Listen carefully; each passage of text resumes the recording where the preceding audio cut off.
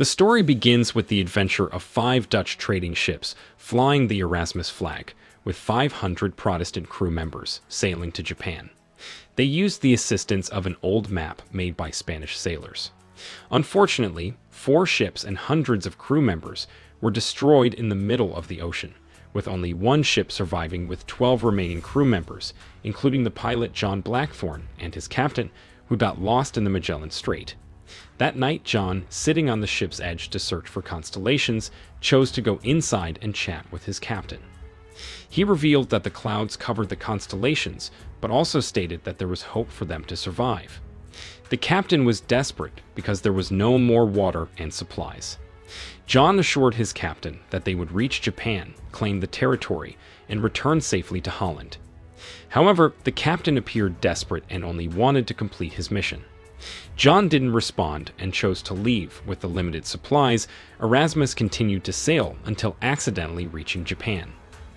They landed in the village of Aizu in the Ejiro region led by Yoboshiki.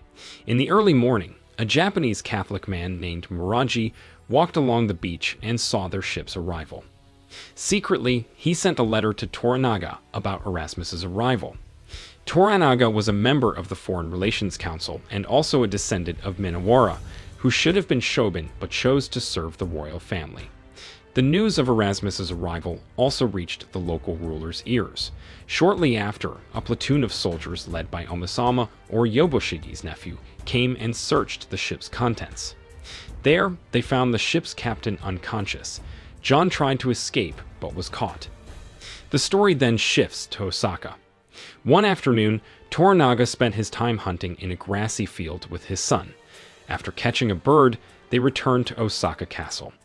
Upon arriving at the gates of Osaka Castle, a guard delivered a message from Lord Ishido for Toranaga to confine himself to his room. At that time, the situation in Japan was chaotic. Ishido, allied with 3 other councils, agreed to limit Toranaga's power, which was considered dangerous to their positions. Inside the castle, Hiromatsu met Toranaga, one of Toranaga's trusted men in Osaka Castle. This time he came to complain about the chaotic situation in Osaka. Toranaga then decided to meet with the Council of Elders. The 4 council members complained about Toranaga, accusing him of using his power through political marriage, doubling his territory, and even accused him of holding hostage the successor to the late Emperor Teiko's wife named Ichiba. Toranaga denied it, saying that he had no intention of seizing power. Toranaga also explained that Lady Ichiba's arrival in Edo was to visit her sister-in-law, who was about to give birth, who was none other than Toranaga's daughter-in-law. However, Ishido and the other 3 councils paid no attention to Toranaga's defense, and would punish him by removing him from his council position and demanding he return to Osaka. Toranaga's guard, Tadayoshi, became angry and defended his master. A commotion almost ensued, but Toranaga apologized, showing his respect to the 4 council members. However, Ishido only demanded that Toranaga return the Lady Regent and leave Toranaga's fate hanging. In Toranaga's chamber, he opened a letter from the Aizu village about the arrival of the Erasmus ship, while conversing with Hiromatsu, Tadayoshi's father-in-law, and Fuji's father. In the room, Hiromatsu expressed his concern about Toranaga's fate. Ishido and the council could kill them any time. Even as soon as Ishiba returns to Osaka, that's what Hiromatsu said. Unfortunately, Toranaga currently has no power to fight back. Shortly thereafter, Toranaga then asked Hiromatsu to go investigate the representative of the Erasmus who landed in Kudenkita and occupied it, who had the Erasmus ship.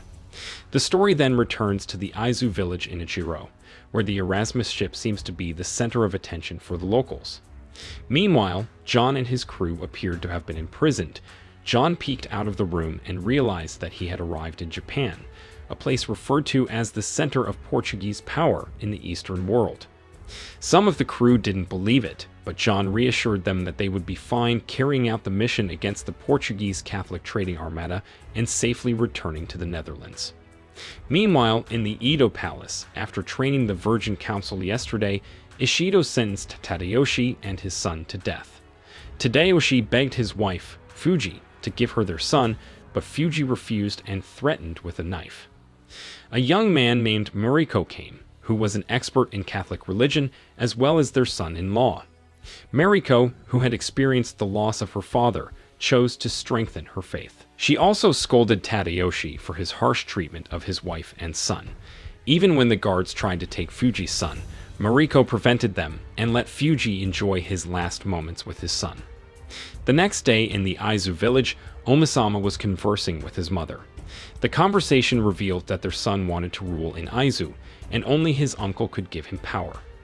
Meanwhile, on the coast of Aizu, John and the other crew members of the Erasmus were asked to come out of the holding room. John tried to introduce himself politely, but their communication was hindered by the language barrier. A commotion ensued until Yoboshigi's nephew poured a blood-like liquid into the holding room. Shortly thereafter, John was pulled out to face Omisama, then asked his subordinate, Muraji, to translate John's words. Muraji asked John to behave so as not to lose his life. John then asked Muraji to confirm whether he was really in Japan or not. He also asked for his crew to be released and allowed to return to their country.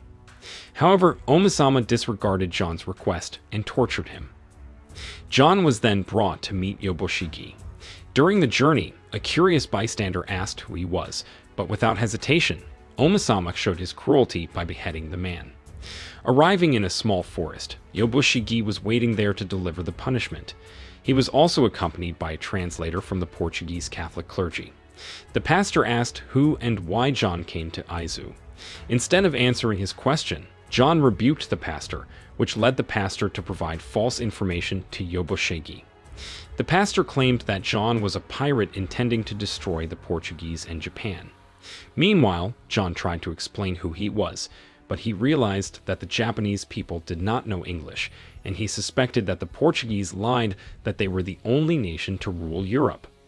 They didn't even know other Christian religions except Catholicism spread by the Portuguese. John then pleaded with Yoboshigi to be released and protected.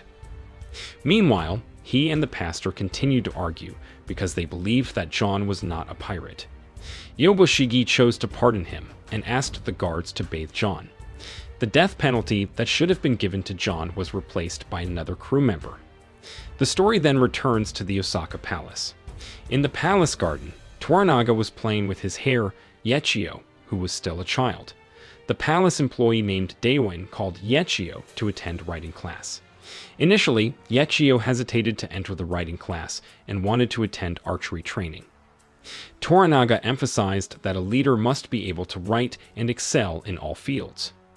Yechio then left while Dewin conversed with Toranaga, expressing concern about the situation in Osaka. Dewin wondered why the three councils were willing to ally with the Shido. Toranaga suspected that the three councils were promised to obtain Toranaga's territory. Meanwhile, Dewin suspected that Ishido would eventually kill the three councils and Yechio. Seeing Dewin's anxiety, Toranaga assured her that he would protect Yechio wholeheartedly.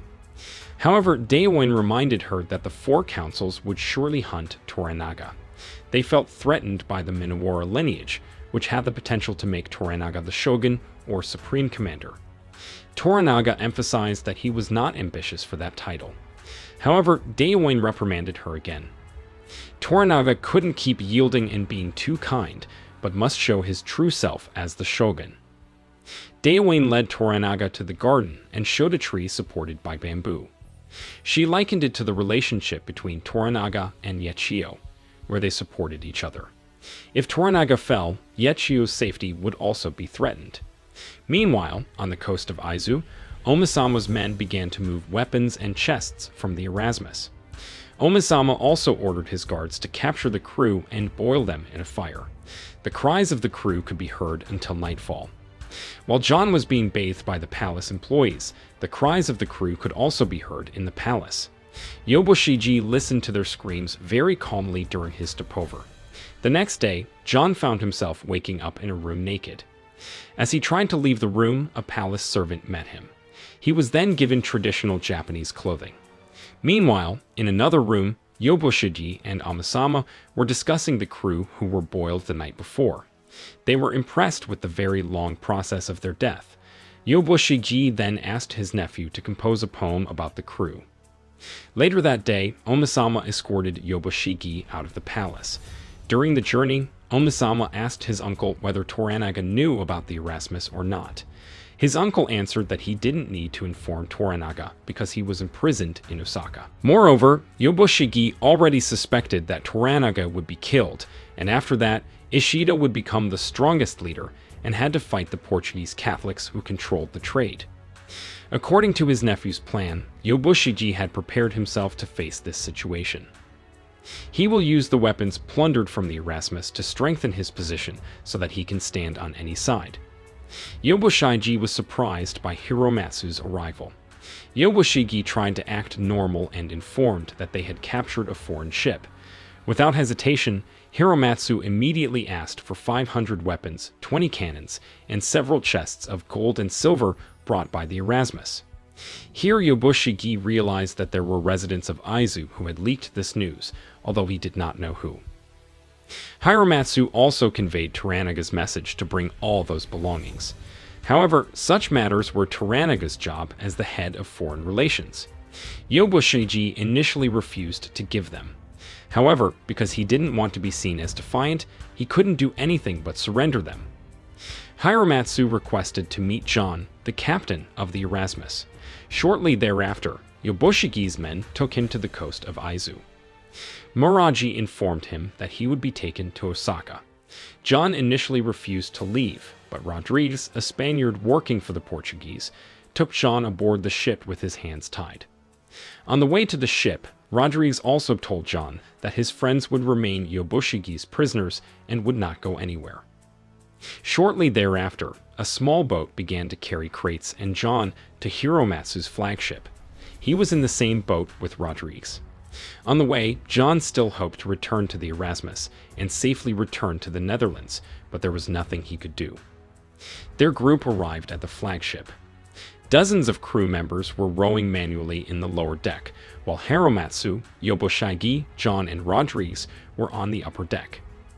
While talking with Rodrigues, John reminded that there would be a storm at sunset. John then recounted his voyage with the Erasmus, which became chaotic because the ship stopped in Chela for too long and was disturbed by the unpredictable wind direction. Rodrigues only responded that it was fate and karma that had to be accepted. Amid their conversation, Yobushiki walked along the side of the ship. To Rodrigues, John said that the Japanese people were very cunning. Instead of defending them, Rodrigues accused John of being a pirate for carrying weapons on the Erasmus. John denied, saying that the weapons were only for self-defense, and that the crew of the Erasmus were truly traitors. Rodrigues gave no response except to give control of the ship to John. Shortly thereafter, a storm and bad weather occurred. The ship began to roll in the waves. John ordered Rodrigues to bring the ship into the waves to survive.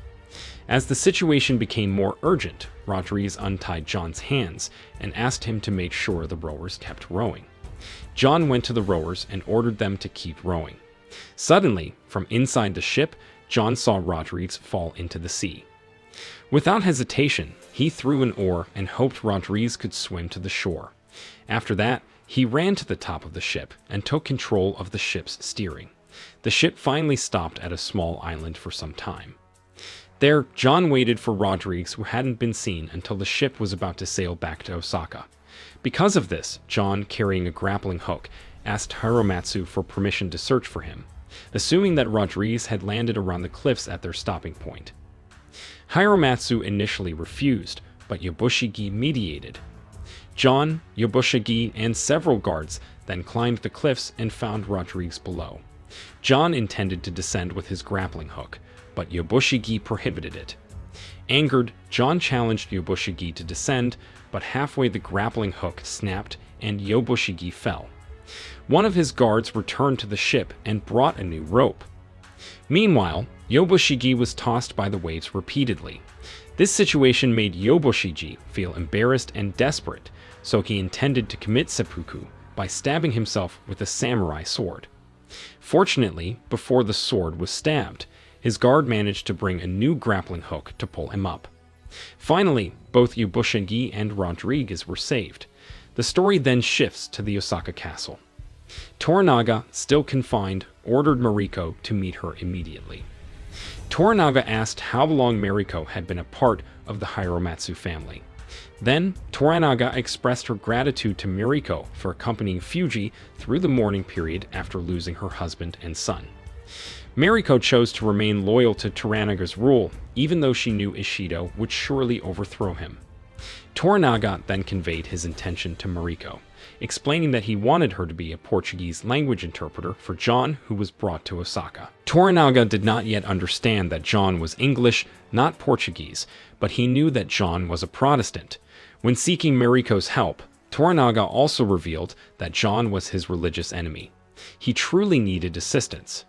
Mariko accepted Toranaga's offer to become an interpreter and honestly said that she would set aside her religious differences.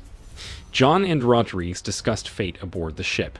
Rodriguez also showed John a map of Spain he found on the Erasmus and found evidence that the Erasmus crew had once burned a Catholic base. It was revealed that John had also ordered his crew to plunder Spanish territories, find Japan, and establish trade with the New World. Rodriguez then threatened to reveal John's plans to the Portuguese Catholics. John tried to resist, but Rodriguez thwarted him. John went up on deck and informed him as they entered Osaka. Rodriguez also told John that Europe was the only center of world civilization. Rodriguez revealed that the Japanese were a civilized nation and had their riches. Shortly thereafter, their ship docked at the port of Osaka. John was taken to the castle and met with Toranaga, who was then with Mariko. Continuing to episode 2, the story then flashes back to when Teiko, the emperor leading Japan at the time, passed away. Teiko, who was ill, could only lie beside his wife, Toranaga, Mariko, and several palace attendants. Teiko then requested to meet with his son and successor, Yachio, who was still very young. Shortly after, Teiko's wife requested the prayers to cease so Teiko could rest. Meanwhile, Teiko detained Toranaga to remain in the room. Teiko and Toranaga discussed their past, including their desire to conquer Korea. Teiko even said that if they could conquer Korea, he would surely give Japan to Toranaga. Toranaga then comforted and assured Teiko that their prince would eventually fulfill Teiko's dream. Teiko appeared very concerned about his son's future and intended to appoint Toranaga as the sole regent or deputy governor in Osaka after his death. However, Toranaga refused, considering that decision would only unite his political enemies to kill him, leaving no one to protect Yachio afterward. To avoid division after his death, Teiko eventually divided the realm into 5 regions to be led by 5 regents or deputy governors until Yachio reached the age of 16. They were Toranaga, Ishido, Kiyama, Ono, and Sugiyama. As for her son Yachio, Teiko entrusted Toranaga to protect him from enemies and friends. Teiko instructed Toranaga to impart upon him the most important lessons to become an emperor. The story then shifts to the year 1600 when John Blackthorne, captain of the trading ship Erasmus and an English Protestant, was brought before Toranaga at Osaka Castle. Upon arriving in the meeting room, John immediately bowed as a sign of respect to Toranaga. Meanwhile, elsewhere, the Portuguese Catholic priests were discussing John, fearing he would disrupt the bilateral relationship between Portugal and Japan. They condemned John after obtaining navigation maps and John's personal journal brought by Rodriguez. The journal recounted many things about the Erasmus mission, especially the imprisonment, slaughter, and rebellion of the Erasmus crew against Catholic trading centers in various countries they passed through. The journal also detailed the cunning strategies of the Portuguese, selling religion to facilitate trade and building secret bases in countries with bilateral relations with them. The visitor priest planned to present the book to the Japanese Catholic Council or regents and hoped John would be sentenced to death for insulting their religion. However, this plan was brushed aside by Pastor Martin, who stated that Toranaga, currently serving as the head of foreign relations, was meticulous and would surely translate the journal in its entirety before taking action to avoid rushing into punishing John. Shortly afterward, Martin arrived at Osaka Castle. Martin, referred to as Suji or interpreter by the palace, crossed paths with Yachio, who was peeking at John Blackton. To Martin, Yachio asked whether John was a cannibal or not. Martin simply replied that he didn't know and suggested that the prince stay away from the barbarian. Shortly afterward, Martin began conversing with John. John asked Martin to inform Toranaga that he and Martin were enemies. Hearing this, Toranaga asked why the enmity existed. John explained that his country, England, was at war with Portugal because of religious differences. John explained that the Portuguese, who were Catholic, intimidated the English, who were Protestants. Toranaga speculated that this war drove John to become a pirate. However, John denied it, saying that their ship was a trading vessel. John stated that the cannons found on his ship were weapons for self-defense, and he had permission to trade in any sea from a country called the Netherlands. He was even authorized to defend himself against anyone who tried to stop their trading. Hearing this, Toranaga asked what would happen if Japan stopped their trading. John replied that his country did not consider Japan an enemy. Then John bowed as a sign of respect to Toranaga. During this conversation, Ishido, Toranaga's right-hand man, suddenly entered the room. Martin told John not to speak too much and to bow immediately. When Ishido looked at John, he mocked him as if he were a dog they were supposed to show at the imperial palace. Ishido felt surprised and curious as to why Toranaga was wasting his time dealing with John instead of focusing on his downfall. Toranaga, seeming annoyed by Ishido's presence and not wanting his plans to be known, pretended to have no interest in John and instructed his son to put John in the castle's prison. The story returns to Osaka Castle, specifically to Mariko's residence. That night, Mariko and her son Gobo discussed John Blackthorn. While they were engrossed in conversation, Mariko's husband approached them. Her was disappointed to learn that Mariko had left her residence and intervened in palace affairs. Before Mariko could answer, her father-in-law Hiromatsu arrived and asked Mariko to meet with Toranaga. Mariko entered Toranaga's chamber. In the room, there was already Lady Kiri, Toranaga's wife, and Lady Shizu, Toranaga's concubine. After Mariko and the two exchanged greetings, discussing Mariko's youth, Toranaga joined them. Meanwhile, Lady Shizu excused herself and left the room. Toranaga then asked Mariko about her meeting with John earlier that day.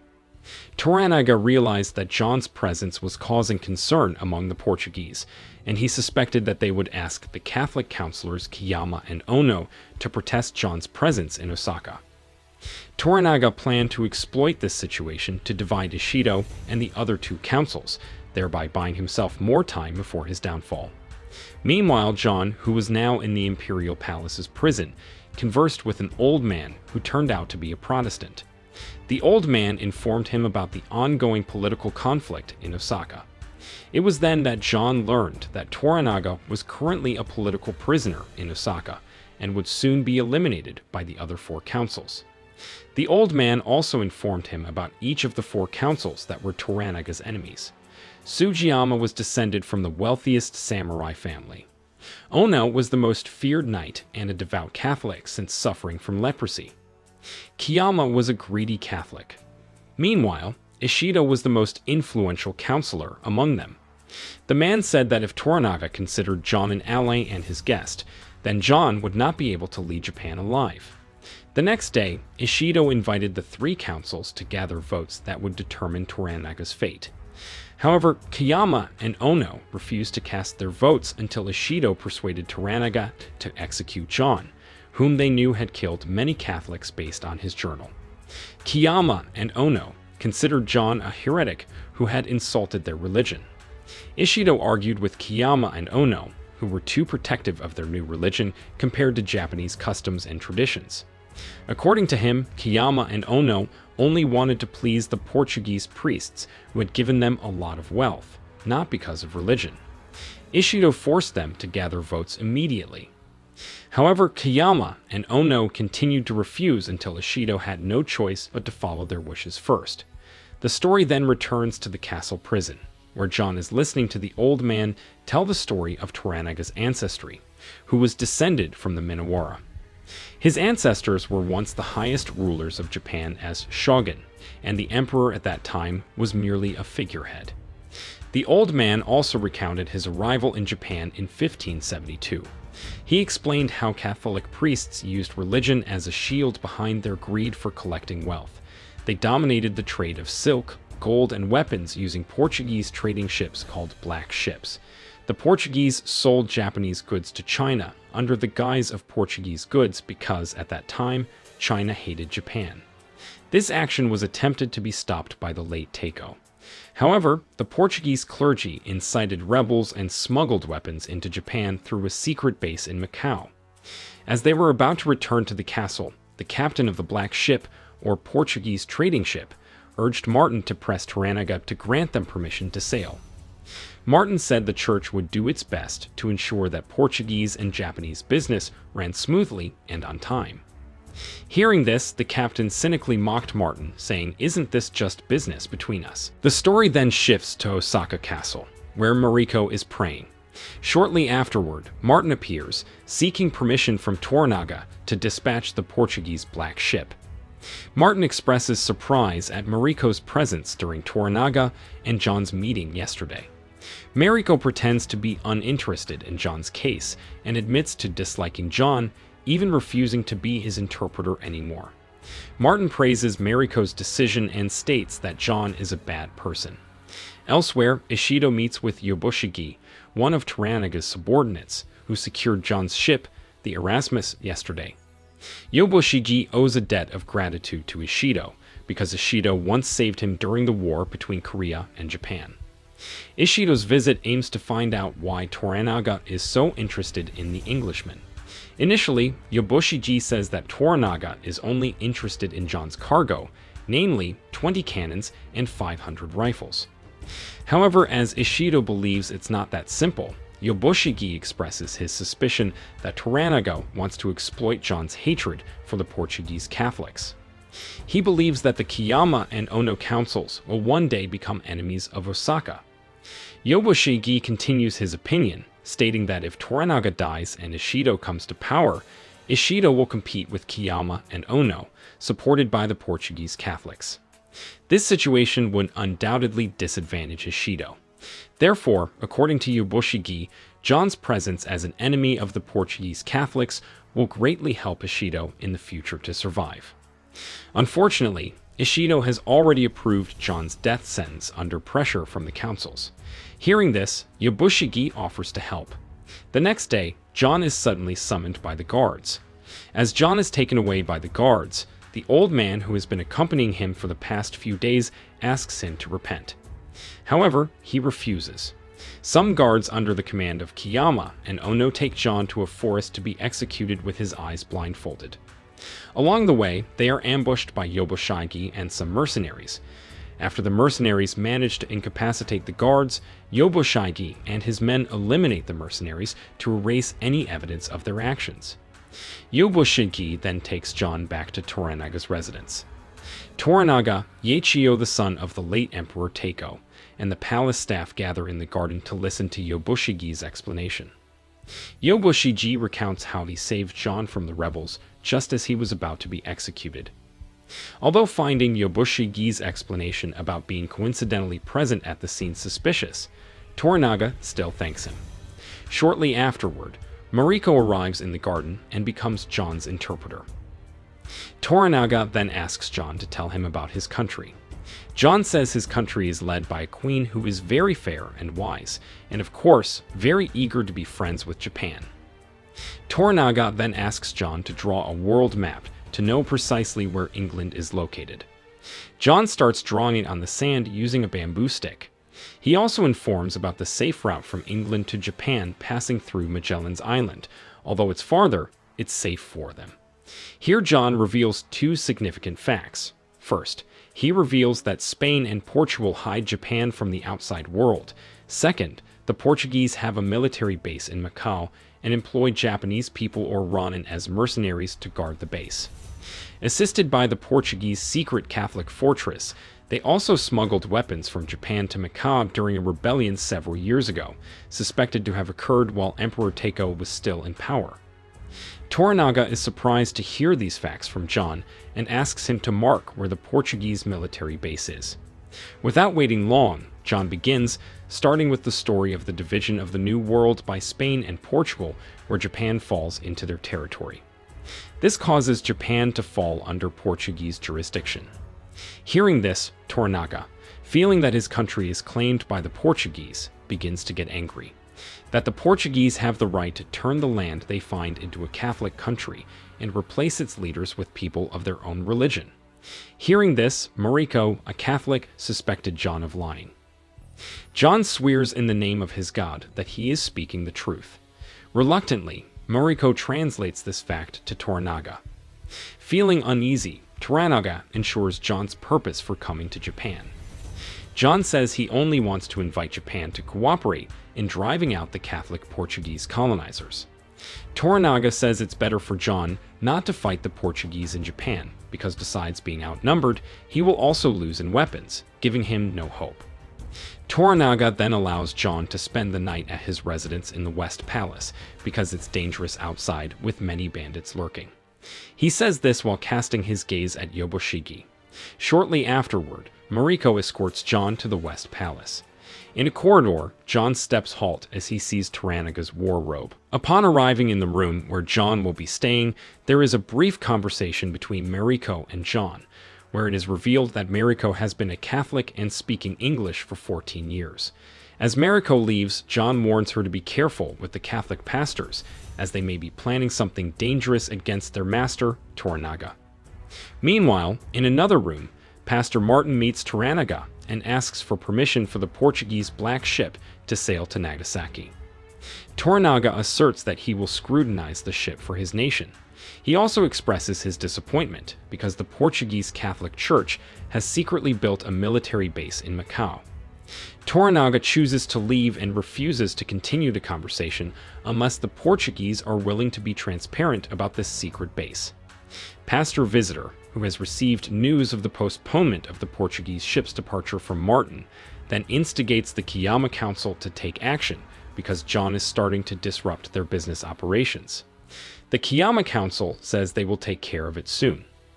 In the middle of the night, Kiyama's assassination plan against John begins. Kiyama sends a female assassin named Keo. Apparently, Toranaga had anticipated this. He switched his room with John's since he asked the man to stay at his residence. Shortly afterward, Keo, who had infiltrated Toranaga's residence, began killing several guards, causing a commotion. John, sleeping in Toranaga's room, wakes up and runs. Then Keo arrives in John's room. As she is about to strike the pillow on the floor, Toranaga appears and manages to injure her. After this incident, Toranaga's family and some guards gather. Some of them suspect it's Ishido's doing, but Toranaga dismisses it. He explains that the woman intended not to kill him but John, and episode 2 of the story comes to an end. Continuing to episode 3, after the assassination attempt on John, Toranaga asks Yoboshigi to meet him immediately.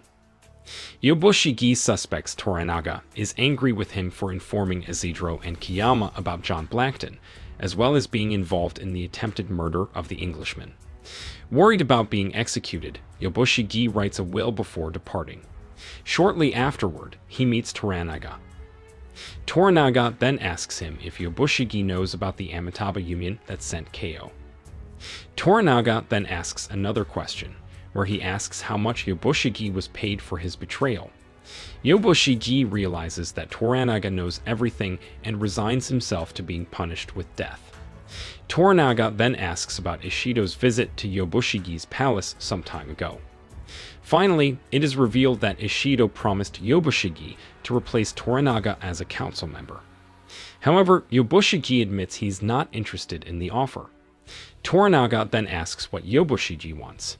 Yoboshigi says he wants to expand his territory and asks Toranaga for the Suruga province. Toranaga takes advantage of Yoboshige by sparing his life and agreeing to give him the Suruga area with conditions. Yoboshige must bring and protect Toranaga's wife, Lady Kiri, and her guest John to Yoboshige's village of Ajiro.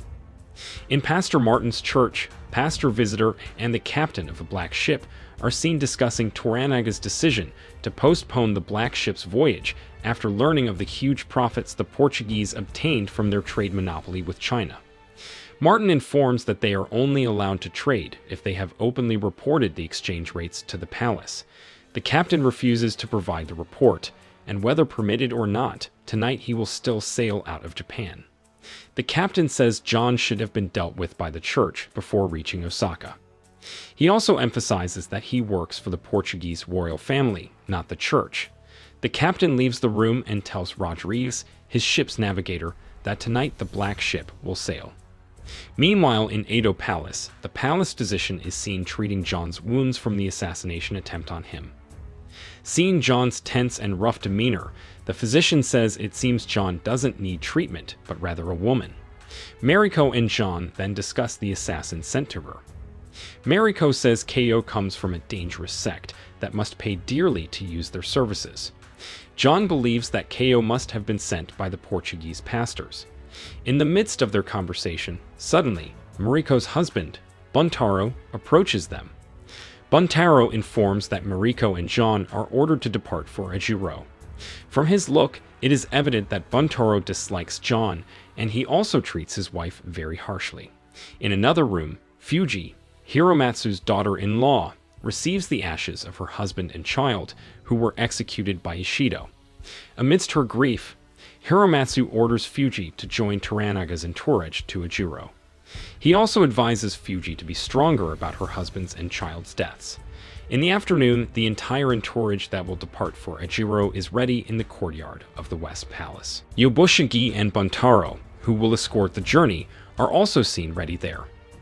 Shortly afterward, Lady Kiri, Toranaga's wife, along with Shizu, Toranaga's concubine, are seen coming out of the palace. Shizu approaches Kiri and says if she weren't heavily pregnant, she would very much like to join them in leaving this prison. Lady Kiri and Fuji then entered the palanquin, while Mariko continued to walk outside to accompany John. Just as they were about to depart, suddenly Ishido and several soldiers arrived there. Ishido ordered his right-hand man, Josen, to inspect each palanquin to ensure that Toranaga was not among them. After Ishido found out that Toranaga was not in the procession, he ordered 2 of his soldiers to escort them to the port. Suddenly, Shizu screamed and pretended to be in pain in her abdomen. This situation drew everyone's attention to her. Lady Kiri quietly returned home, and Toranaga took her place inside the palanquin. This exchange was also noticed by Mariko and John. Meanwhile, Ishido, completely unaware that Toranaga is now part of the procession. As Yobushigi's entourage left the palace gate, other Ishido subordinates tried to re-inspect the palanquins.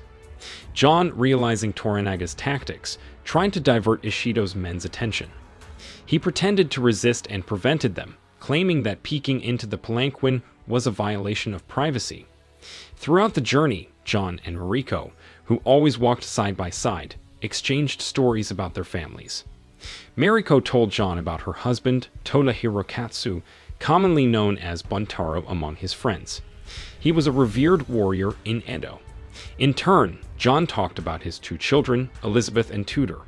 Shortly thereafter, while still engaged in conversation, suddenly, the procession was attacked by Kiyama's forces. Lieutenant Josen, Yobushigi, and their soldiers continued to resist, including Mariko and John. In the midst of the chaos, Toranaga, who was inside the palanquin, finally emerged, and his presence was discovered by Lieutenant Josen and his troops. A fight broke out between Lieutenant Josen's forces and Toranaga's guards. Kiyama, seeing the 2 forces fighting each other, still did not realize that Toranaga was in the procession. Meanwhile, Lieutenant Josen chose to flee to inform Ishido of what was happening. Realizing that their situation was becoming increasingly precarious, Buntaro asked Toranaga, Yobushigi, John, and the procession to run to the port immediately. Meanwhile, he and his men would hold off Lieutenant Josen's and Kiyama's forces. Kiyama, seeing their movements, began ordering his men to intercept them toward the port. Finally, Toranaga's procession arrived at the port. Fortunately, John recognized one of the ship captains in the port. John asked for the captain's help to take them to Edo. As they gazed out to sea, John, for the first time, saw the black ship, the pride of Portuguese trade. They all then boarded a dinghy to reach Captain Sama's ship anchored in the middle of the sea, not far from the Portuguese Black Ship. As the dinghy began to sail, a commotion began to be heard. Ishido's troops began to chase them to the port. In the midst of the crowd, Buntaro, who was left behind, was seen trying to catch up with the procession. As he ran to the port, he shot Ishido's soldiers one by one. John asked the dinghy to turn around and take Buntaro. However, Yobushigi forbade him because Toranaga's safety was paramount at the moment. As a result, Buntaro had to part with his wife, Mariko. This sacrifice caught Toranaga's attention, and he paid his respects to her. Being a knight who understood his responsibility, Buntaro immediately turned around and lifted his samurai sword to face Ishido's crowd until he was no longer visible. Long story short, Toranaga's entourage arrived on Captain Sama's large ship. Ishido, who had arrived at the port, looked annoyed to see Toranaga had escaped. Furthermore, when Lieutenant Josen mentioned that Yobushigi seemed to have betrayed them. On the ship, Yobushigi ordered the ship's crew to set sail immediately. However, they realized that Kiyama had blocked the sea with fishing boats to prevent Toranaga's procession from leaving Osaka. According to John, if they had to push through those fishing boats, Captain Sama's ship was too small and they would sink. John suggested using the larger black ship owned by the Portuguese, which would surely be able to withstand. At the same time, Toranaga had reached the Portuguese Black Ship where they met Rodrigues. Toranaga then negotiated with the Portuguese Catholics. He asked if the Black Ship could take them to Ajiro Island. In addition, Toranaga also made an offer to the pastor. If they could make Kiyama and Ono support him against Ishido, then Toranaga would grant permission to build a Catholic church in Toranaga's domain in Edo. This offer was finally agreed upon by the captain and the pastor, with the condition that John would not accompany them. In other words, John was left in the city of Osaka. To convince Toranaga, Martin gave a book containing maps and notes of John's journey with his ship Erasmus, which had committed many crimes in various regions. Initially, Toranaga was very reluctant to agree to the terms, but because he had no choice, Toranaga reluctantly agreed. When all of Toranaga's entourage had moved to the ship and were about to depart with Rodrigues as the captain, John refused to accept his fate and persuaded Captain Sama to sail along. The drums were beaten and John's ship began to move, following the Portuguese Black Ship. The Portuguese ship easily rammed all of Kiyama's fishing boats, and John managed to position his ship behind the Black Ship. During the journey, Rodrigues and John engaged in mocking each other and comparing the abilities of their respective ships. They reached a point where John was cornered by the Black Ship at the captain's order, causing John's ship to want to hit the rocks. Unexpectedly, Rodrigues cleared the way for John's ship to pass, apparently as a gesture of gratitude for saving him. The next day, Toranaga's entourage, still on the Black Ship, decided to return to John's ship. The story then shifts to Osaka Castle, where the 4 council members are discussing Toranaga's successful departure from Osaka. Ishido was angry and condemned Kiyama's actions for not informing him of the plan to ambush Toranaga the day before. Shortly after, Hiromatsu arrived bearing Toranaga's resignation letter. After delivering the message, Hiromatsu explained that the council's decision would only be valid if there were 5 council votes. In other words, the 4 council members could no longer overthrow Toranaga's power in his Edo domain. On the ship, Toranaga was conversing with his son Nagakado, informing him that he would go to Edo to settle some matters after this. He ordered Nagakado to stay in Ajiro to assist Yobushigi in forming a new military regiment. However, Nagakado refused, expressing concern that Yobushigi might betray him. Without further ado, Toranaga reminded his son that in life, we are ultimately alone. Even the people currently by our side may not necessarily be friends. Meanwhile, on the ship, John continued to tell Mariko about her family, revealing that he had never met his children since their birth. He had to leave his children and wife to work in Amsterdam and then follow the voyage to Japan. Shortly after, Toranaga went up on the ship and thanked John for his brave actions yesterday in preventing Ishido's men from inspecting the palanquins. Toranaga also revealed that the Catholic Portuguese had given him John's journal, which, according to the Catholic priest, contained records of John's crimes while sailing with the Erasmus.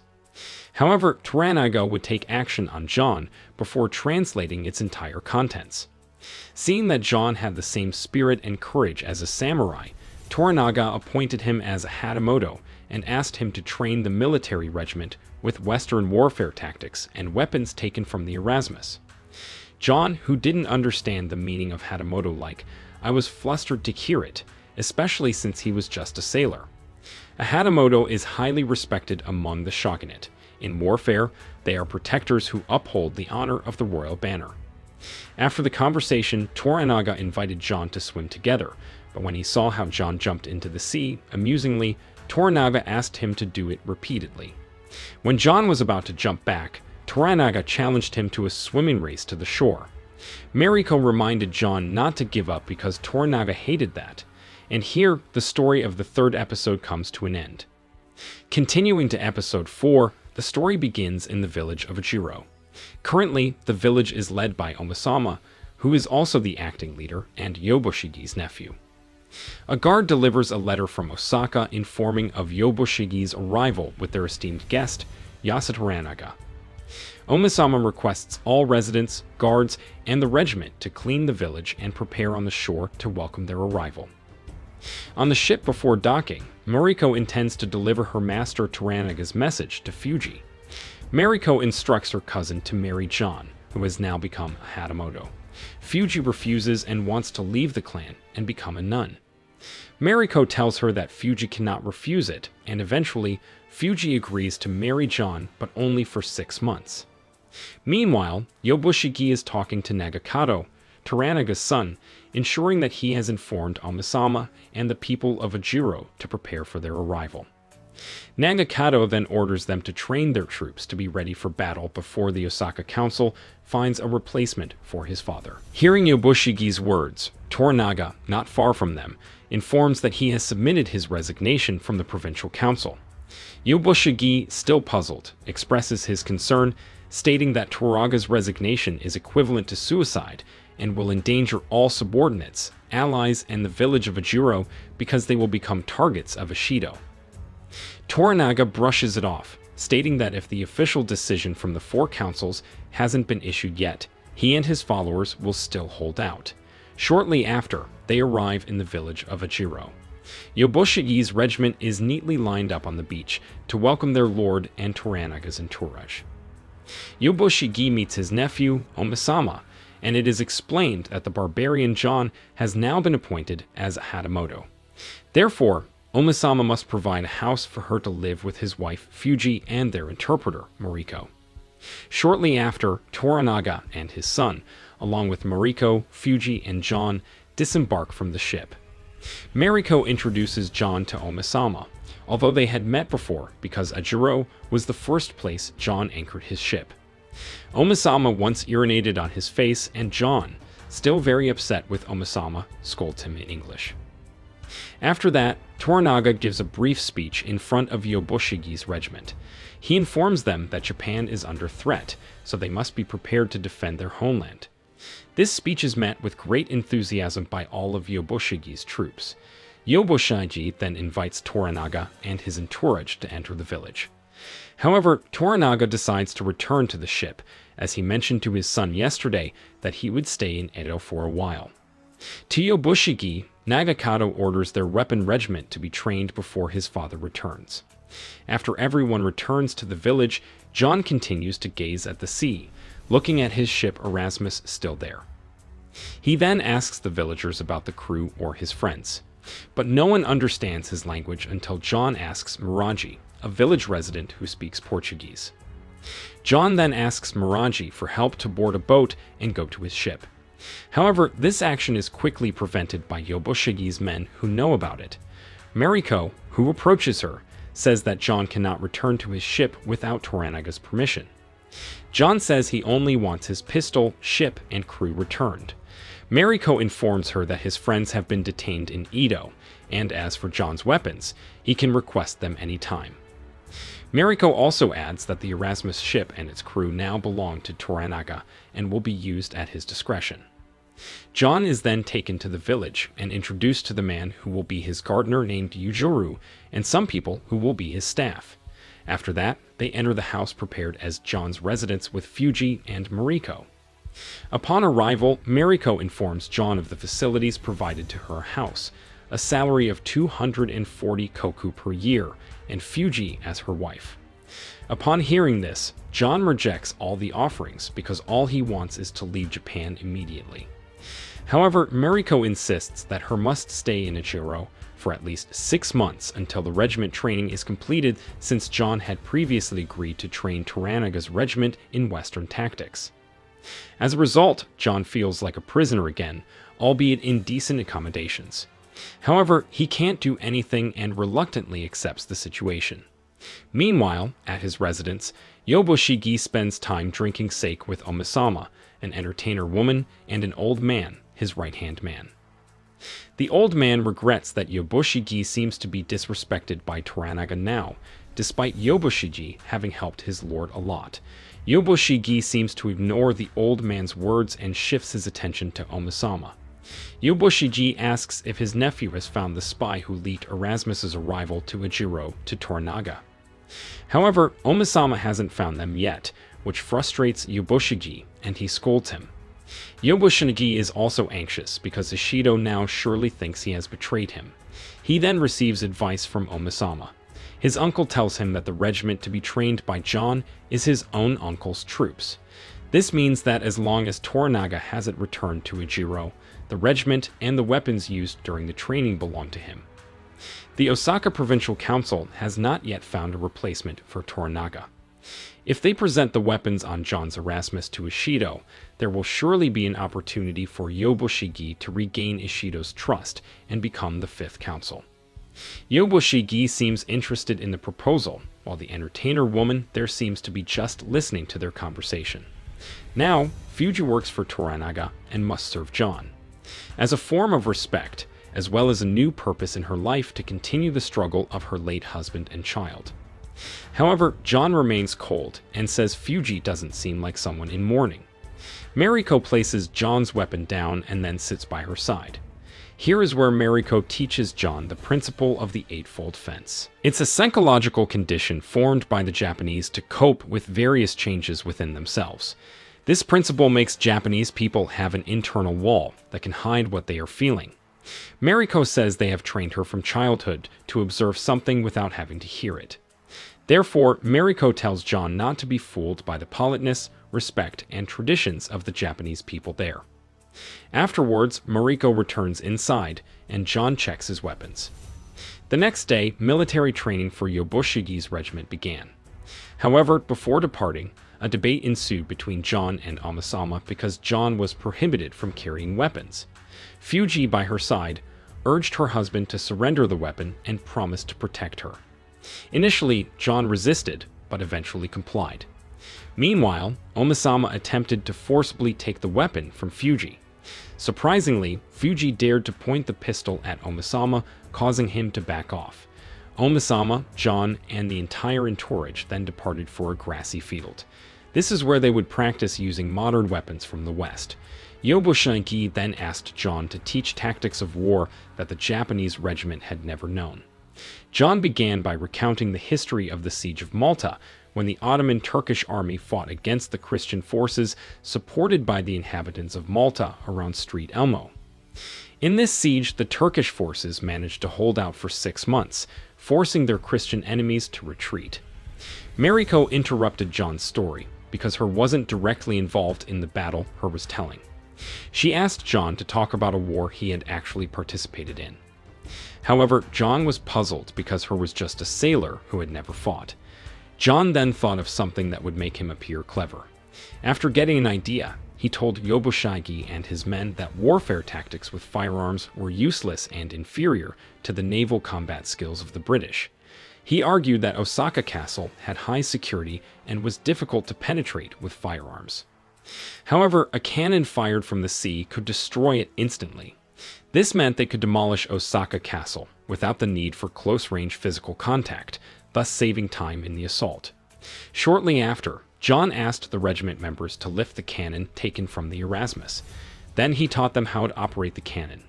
On the other side, Yoboshigi, Omisama, and several others who still didn't believe in John's cannon's capabilities arrogantly stated that the cannon had never accurately hit its target. Their opinions were quickly refuted by John. With its perfect adjustment, John's cannon hit the target precisely. Yoboshigi could only marvel while Mariko noted down every process of their regiment training. John continued his cannon course until late afternoon. Occasionally, he joked and learned Japanese from her interpreter, Mariko. Meanwhile, her wife Fuji remained faithfully waiting for her inside the house. The military training went on every day until one afternoon, John spoke to Mariko about forming the Japanese Navy. He needed 2 ships, one Erasmus and another to be provided by Toranaga to fight the Portuguese Catholics. However, Mariko asked John to abandon his intention because Toranaga might not be persuaded to fight the Portuguese. Meanwhile, John had a different view. He believed that he and Toranaga had a common enemy. While Mariko viewed that Catholics were only after John, not Toranaga, once again John denied it. He believed that Catholics were hunting him because they feared that John would teach Toranaga to form a modern navy to fight the Portuguese. Their debate was almost endless until it was interrupted by a small earthquake. John, who rarely experienced earthquakes, felt very frightened. Mariko briefly explained that in Japan, they would be very close to death due to earthquakes, fires, or tsunamis. Mariko then concluded her conversation with John, advising him not to meddle in the internal politics of Osaka Castle. While in Ajiro Castle, Omisama spent her time with an entertainer named Kiku.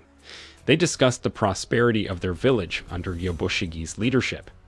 However, it seemed that Kiku was trying to incite Omisama to become the leader of Ajiro village. The next day, Yoboshigi's regiment resumed military training. Before the training began, some bad news arrived. Ishido's troops, led by Lieutenant Josen, had apparently entered Ajiro and arrived at the military training site.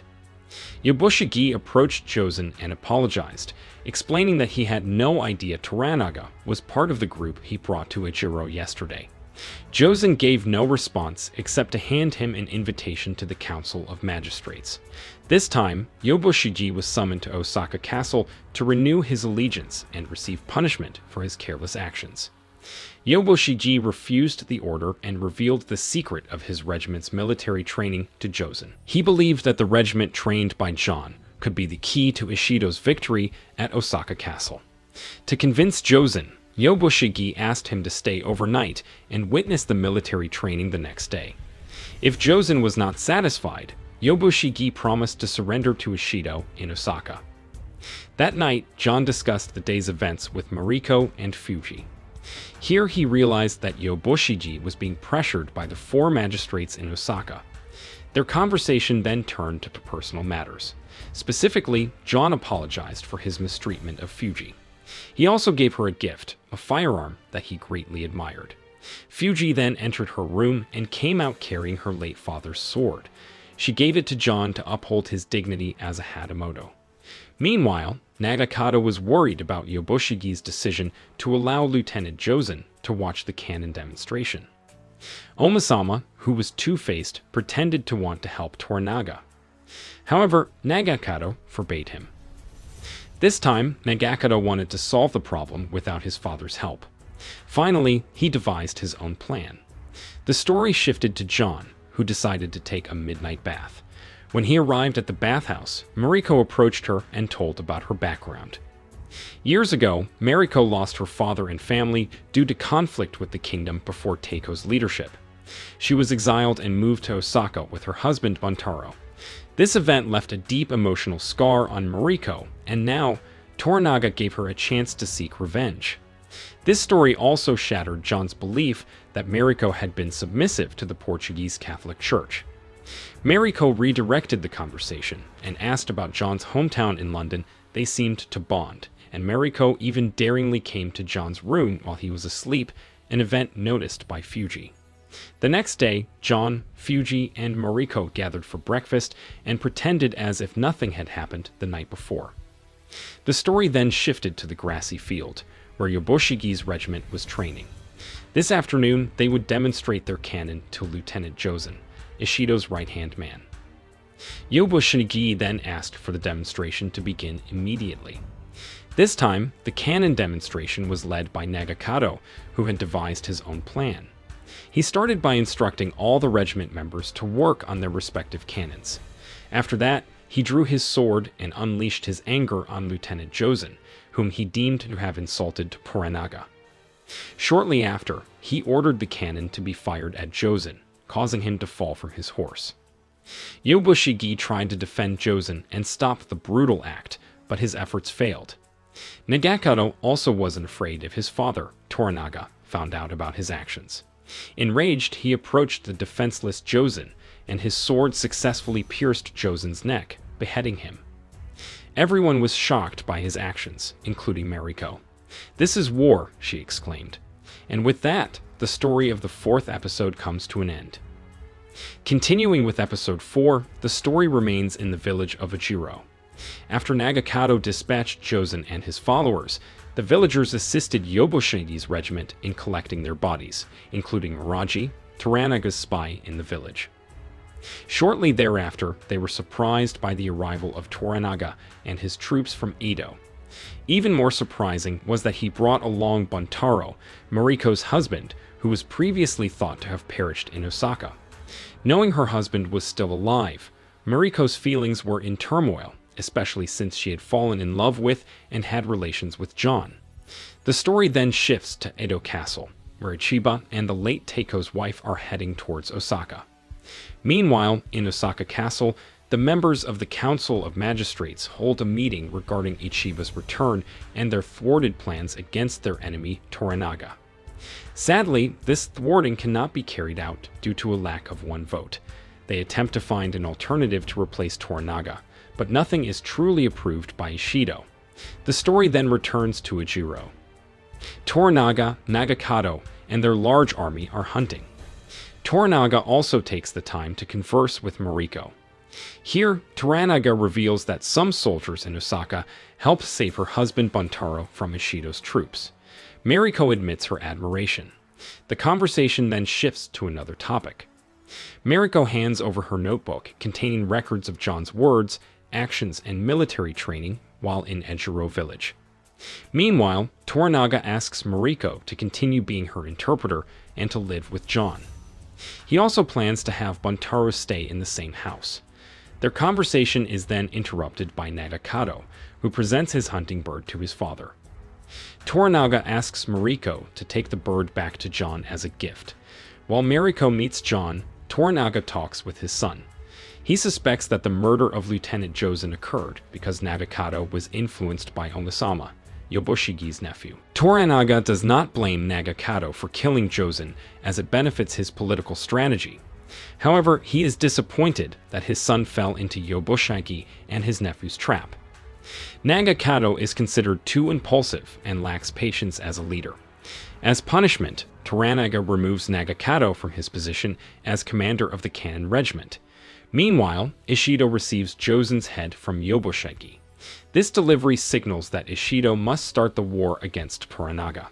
The story returns to Ejiro village, where John, who received a bird as a gift from Toranaga, appears very happy. He hangs the dead bird in front of his house and threatens that anyone who touches it will die. It seems John is unaware of the consequences of his words. His action was initially rejected by Fuji, as the bird would rot. However, John insisted on showing his respect to Toranaga. After that, Fuji busied herself asking her assistants to arrange their house. Amidst the business, Fuji realizes the arrival of Buntaro and invites her to talk. Buntaro says that from now on, he will live in the same house as Mariko, Fuji, and John.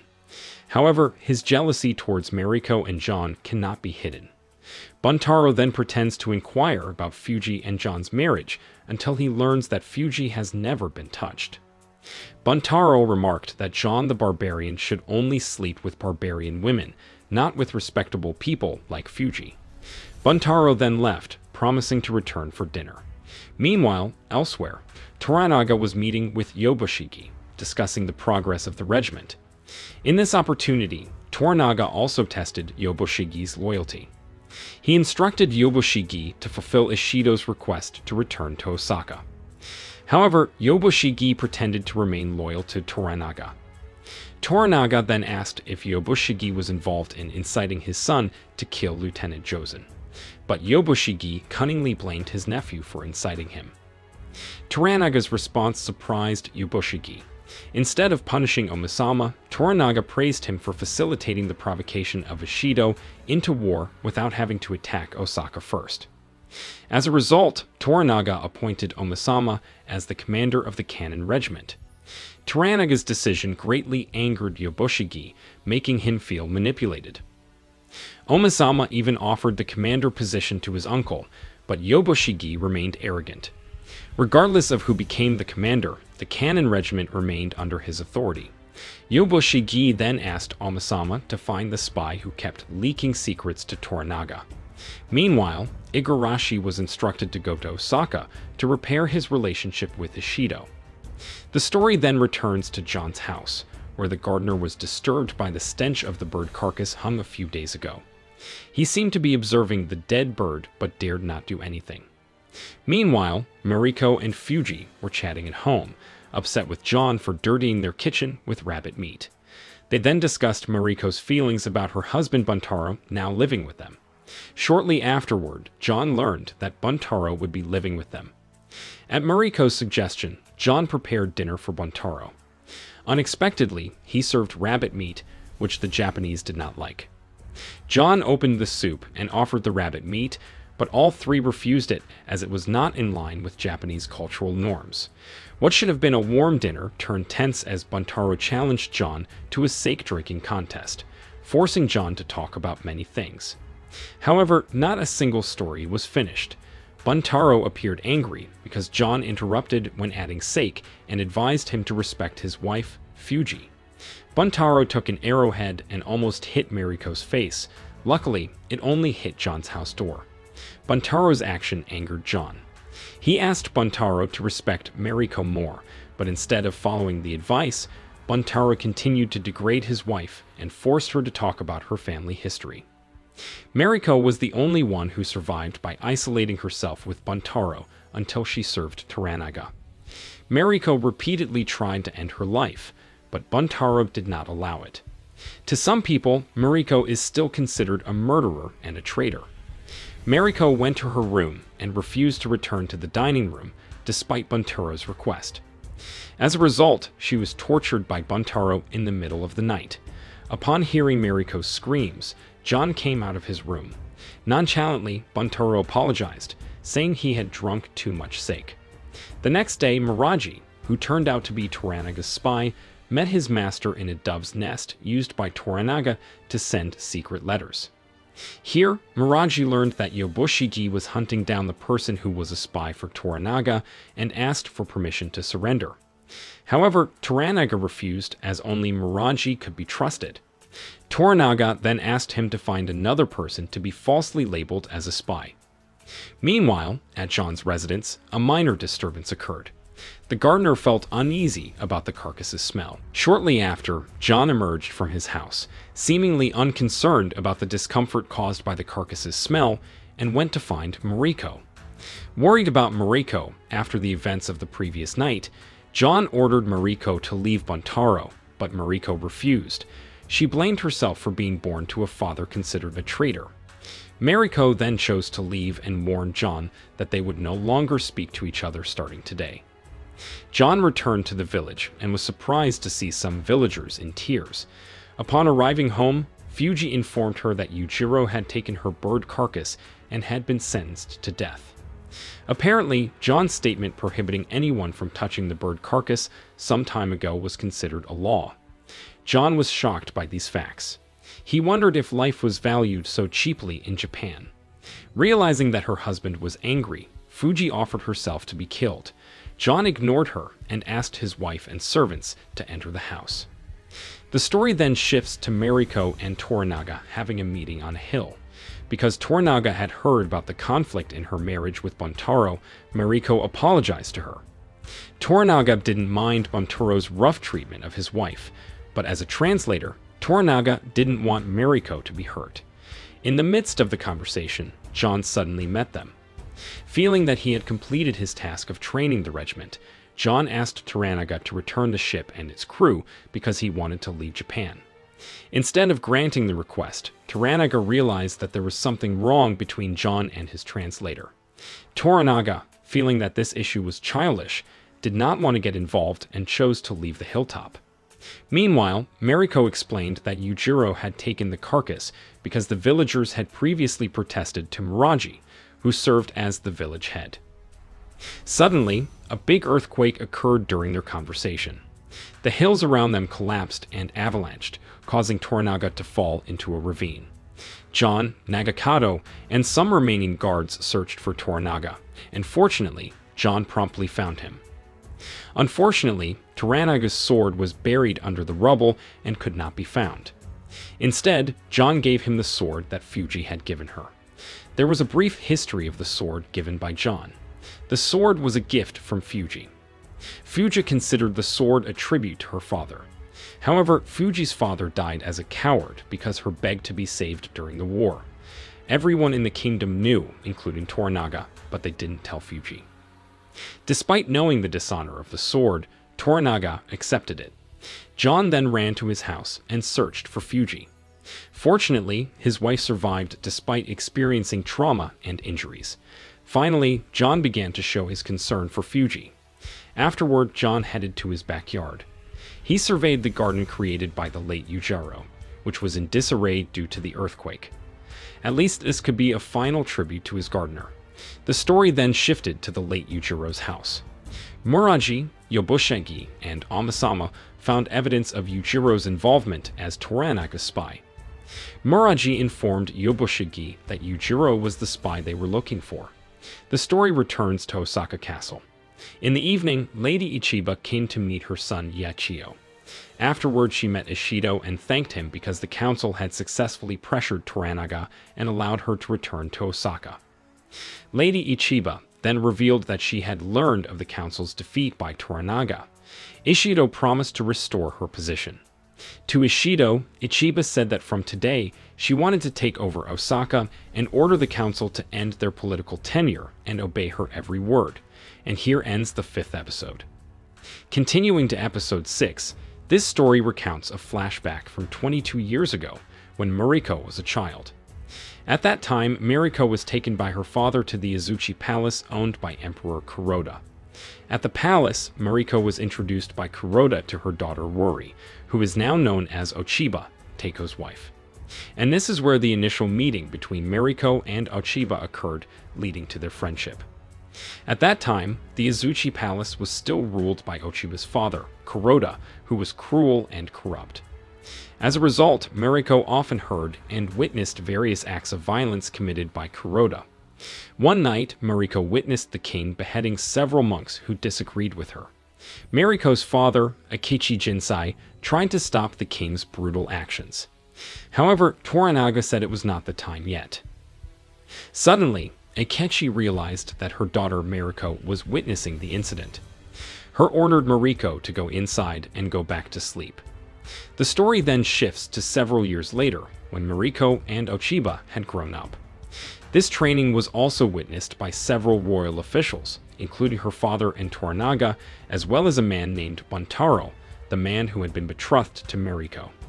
Shortly thereafter came the day of Mariko and Buntaro's wedding. Mariko seemed not too happy to welcome her marriage because she considered the Toda clan, which was Buntaro's clan, as a useless low alliance. However, Ochiba convinced her that the marriage would strengthen political alliances within the palace. However, Mariko felt as if she were being discarded by her father. It turned out that the marriage was Akechi's strategy to save his daughter from punishment when Akechi dared to kill Kuroda. The story then shifts to the present, where Toranaga and his troops are still in the village of Ejiro.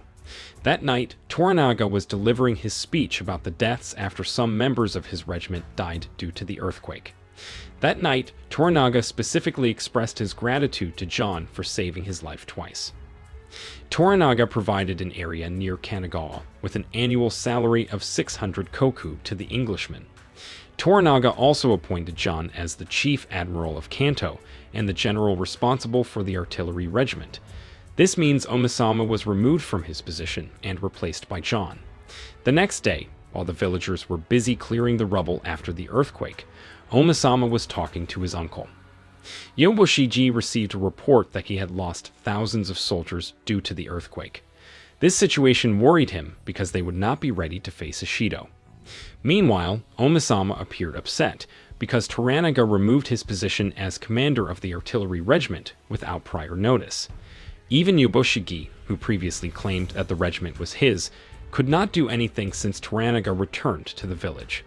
The story then shifts to John's house, where Mariko was found praying.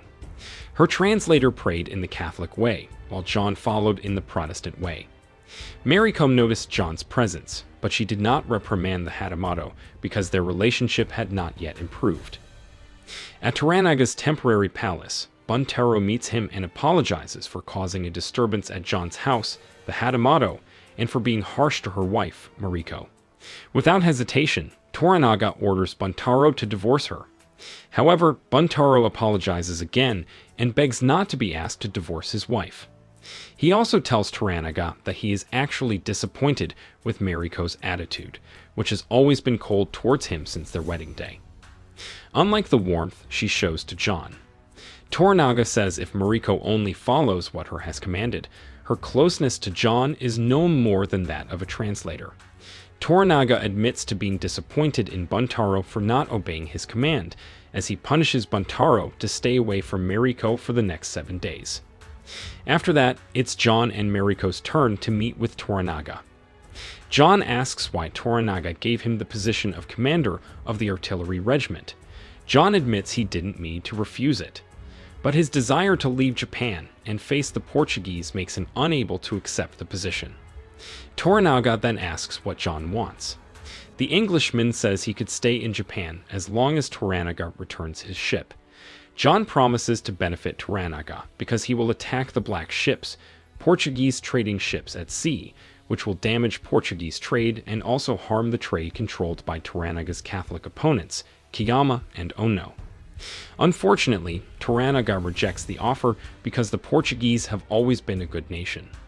Although John says the Portuguese are good because of profit and spreading their religion, Toranaga still refuses and does not discuss the matter further. Toranaga orders Mariko to stay there. Here, Toranaga asks again, what's between John and Mariko? Mariko answers that there is nothing between them. Toranaga then instructs Mariko to take John to Bordel's house and find the best courtesan there. Afterwards, Toranaga also advises Mariko to accompany John, just in case he speaks something important frequently. That night, in the western part of Osaka Castle, at Toranaga's family residence, their palace experiences a severe fire due to Ishido's actions commanded by Lady Ochiba. Toranaga's trusted man, Hiromatsu, informs Toranaga's wife, Lady Kiri, and her concubine Shizu that Ishido has taken the members of the Council of Regents and their families hostage, forcing them to turn against Toranaga. The situation at Osaka Castle becomes tense after Lady Ochiba allies with Ishido and takes over the governance of Osaka from the hands of its regents. Hiromatsu then persuades Toranaga's 2 wives to flee to the village of Ajiro. However, Shizu's heavily pregnant condition prompts Lady Kiri and Shizu to decide to stay and instruct Hiromatsu to leave alone to inform Toranaga in the village of Ajiro as soon as possible. The next day, Pastor Visitor is upset because he is not allowed to enter Osaka Castle for his business interests. At the Martin, he says that the palace doors are closed because Ishido claims there is a plot to assassinate Prince Yachiyo. Ishido also forbids the Council of Regents from leaving until they find the 5th regent and sentence Toranaga to death. Martin says it's related to Lady Ochiba. According to Martin, the plan to remove Toranaga has been accelerated because Lady Ochiba has arrived in Osaka. Martin tells Visitor that Lady Ochiba despises the Portuguese church and believes it is time to invite Toranaga as an ally. Visitor rejects this because Toranaga has Menawara lineage. The story then shifts to Osaka Castle, where the heir, Yachiyo, is being groomed by her mother, Ochiba. Here, Ochiba is reminded of her past when she was still close friends with Mariko. At Mariko's wedding, she even shed tears escorting her friend to the front of the palace. However, Ochiba also remembers the destruction of their friendship due to the event of her father's murder by Mariko's father. One night, Ochiba, or Ruri, who was sleeping, was awakened by a servant who said her father had been killed in Kyoto. Ochiba was taken away from Azuchi and asked never to return for her safety. That night, a drama performance was held by Lord Ito at Osaka Castle to commemorate the late Teiko and his relationship with Lady Ochiba. As the drama unfolds, Daewin, Teiko's first wife, reminds Ochiba that this situation is not the peace the late Teiko desired. Daewin also warns that choosing Ishido as an ally is a wrong decision because Ishido is not a great person. Ochiba then recalls her past, when she was appointed Teiko's concubine by Daewin, who could not bear children for Teiko. The story shifts to the village of Ijiro the next day, where in the morning, John sees Hiromatsu arriving in Ijiro and falling from his horse. That night, Hiromatsu, who has recovered, announces an important meeting attended by Omisama, Yobushagi, and Nagakado.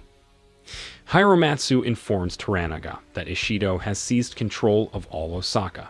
He forces Toranaga's allies to turn against him on the pretext that Toranaga plans to kill Prince Yachiyo. In reality, Toranaga has no ambition for power and only wants to ensure that Yachiyo, the heir, can become emperor. Hiromatsu says it's time for the sky to turn red, meaning a fierce assault on Osaka Castle that has long been planned by them. The assault will remove the regents and create a new government where Toranaga becomes the sole shogun like his ancestors before. Toranaga flatly refuses because he never wants to start a war first. Furthermore, he never thought of becoming a shogun.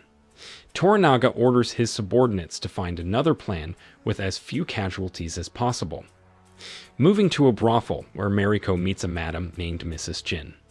Mariko inquires about the availability of Kiku, the most beautiful courtesan in the village of Ijiro. Mrs. Jin is willing to rent out Kiku to John, and they agree on a price of 300 manna.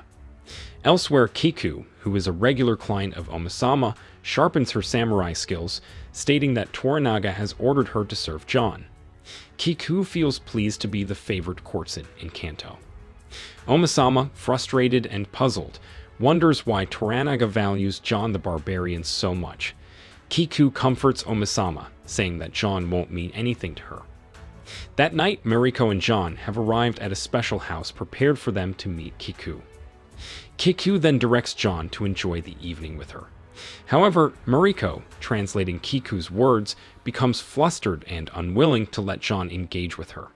The next day, Kiku and Mrs. Jin accompany John back home. His arrival is greeted by Mariko, Nagakado, and some of Toranaga's guards. After thanking Kiku, John heads inside the house. Meanwhile, Omisama appears disappointed and angry, recalling Kiku spending the night with John. That night, Mariko reports to Toranaga that John is pleased with the gift from her. Toranaga feels relieved. Toranaga then expresses his surprise at Ochiba's current vigorous opposition against them. Mariko attributes it to fate and the suffering experienced by Ochiba. For Mariko, women who endure fate and suffering do not have the opportunity to fight like men. As a result, they may seek revenge in different ways, like Ochiba. Toranaga then mentions that Mariko's father once said that if his child were a boy, he had grand plans for him. However, when Mariko was born, her father still desired her to be a strong, resilient woman who could withstand and fight against evil and avenge her suffering. Here, Toranaga realizes Akechi Jinsei's grand plan for Mariko. Jinsei married her off to Buntaro to keep Mariko away from the battle, so that she could stay alive and return someday to finish her father's fight. At Osaka Castle, the council is gathered to vote on Lord Ito's confirmation as the fifth counselor. Unexpectedly, Sugiyama does not approve Lord Ito's appointment, citing a lack of evidence regarding the attempted removal and murder of Yachiyo. Sugiyama refuses to cast his vote until all the Sandras are freed from Ishido's grip. Sugiyama then leaves the place. Ishido then reports the outcome of his meeting with the council to Lady Oshiba. Ishido plans to deal with Sugiyama, who is considered a traitor, and settle other matters afterward. However, Oshiba insists that Toranaga must be punished immediately. Oshiba also talks about her hatred for Toranaga, which grew since childhood. Since childhood, she often observed Toranaga whispering to Akechi, Mariko's father. She suspects Toranaga to be the mastermind behind the murder of her father, Akechi Jinsai. Hearing these serious allegations, Ishido asks Oshiba to reveal her story in public. Because by doing so, Toranaga's image will worsen, hastening his demise. However, Oshiba refuses because even until now, the council cannot stop Toranaga. Before leaving, Oshiba briefly mentions that she has gone through unimaginable things to give Teiko an heir, who has been unable to have offspring from hundreds of women. At Sugiyama's residence, he appears panicked and urges his wife and family to flee from Osaka Castle. It seems he has realized the consequences of his refusal in yesterday's council meeting, where Ishido and Oshiba would undoubtedly eliminate his descendants. As they pass through a forest, Ishido and many of his troops are already there. A fierce battle ensues before Sugiyama and his entire entourage are slaughtered. The news of Sugiyama's death reaches the village of Ejiro. Toranaga informs his subordinates that Ishido will fully control the council, and he will be unfairly ousted. Here, Toranaga reiterates that he does not desire territory or titles. What he wants is to uphold Teiko's will to make Iechio the emperor. For him, if traitors like Ishido and the council of Osaka threaten Teiko's successor, he must protect them. Finally, Toranaga declares the order for the Red Sky, or the command for war. Toranaga plans to join forces with his stepbrother to prepare for attacking Osaka and annihilating their enemies.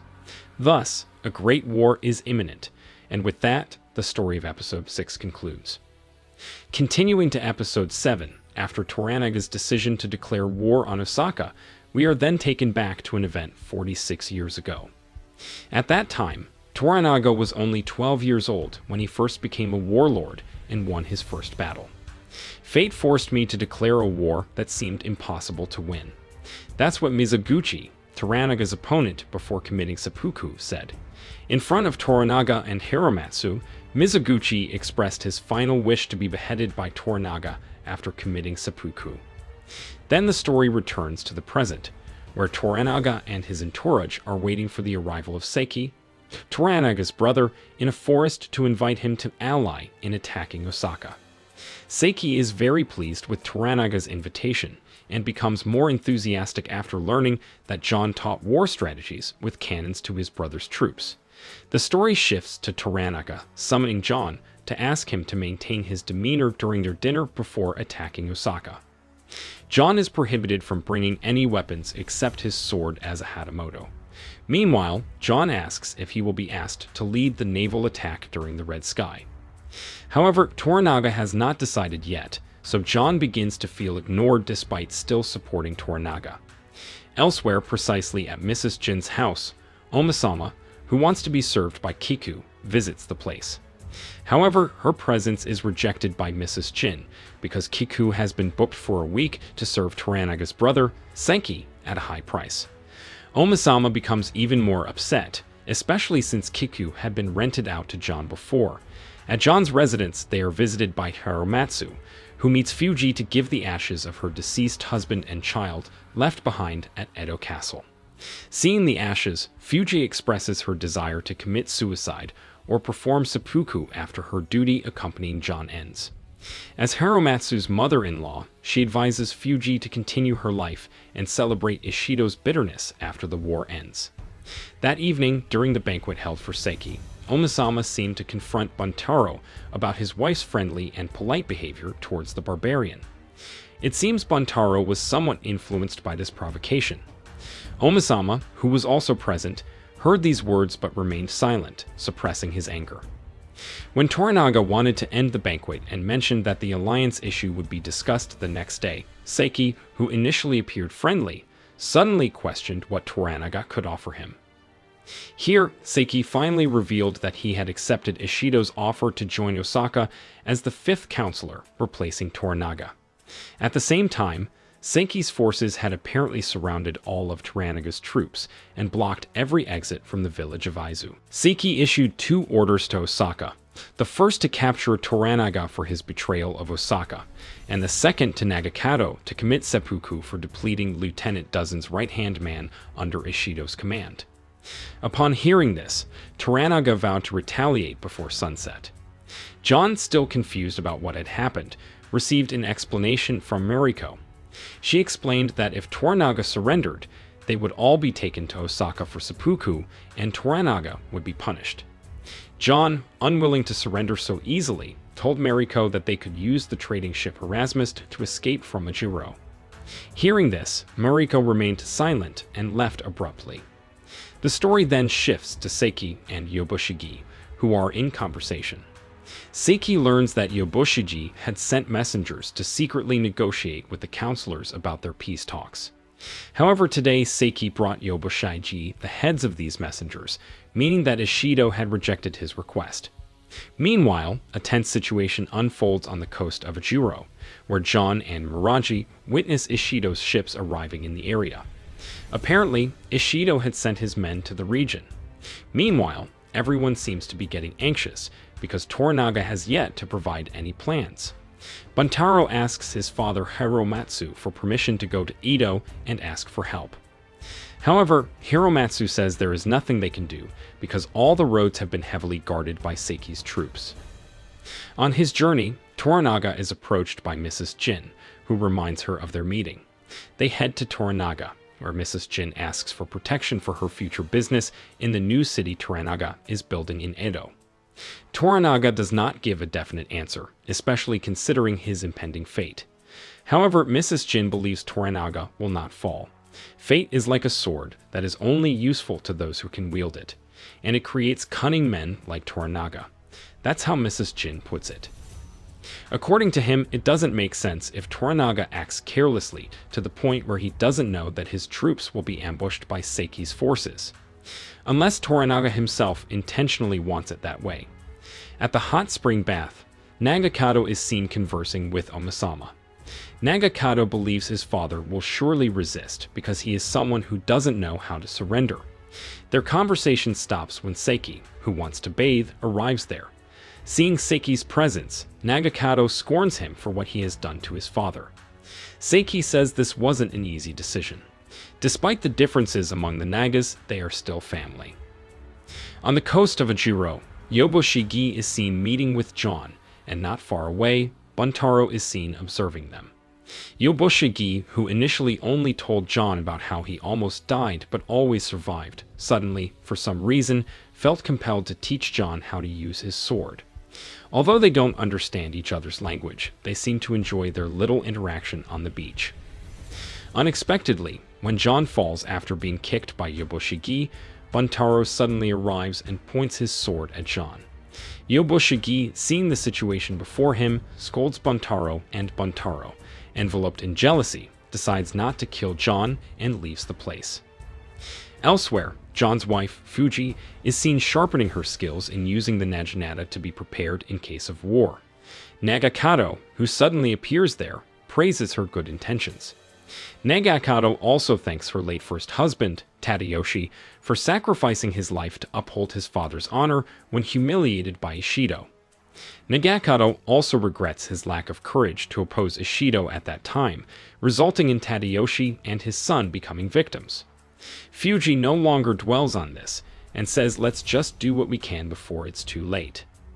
The next day, Toranaga writes his will, instructing that all the Okazaki territories be given to all his grandchildren. Surprisingly, he also gives a small piece of land to Mrs. Jin in the Edo region.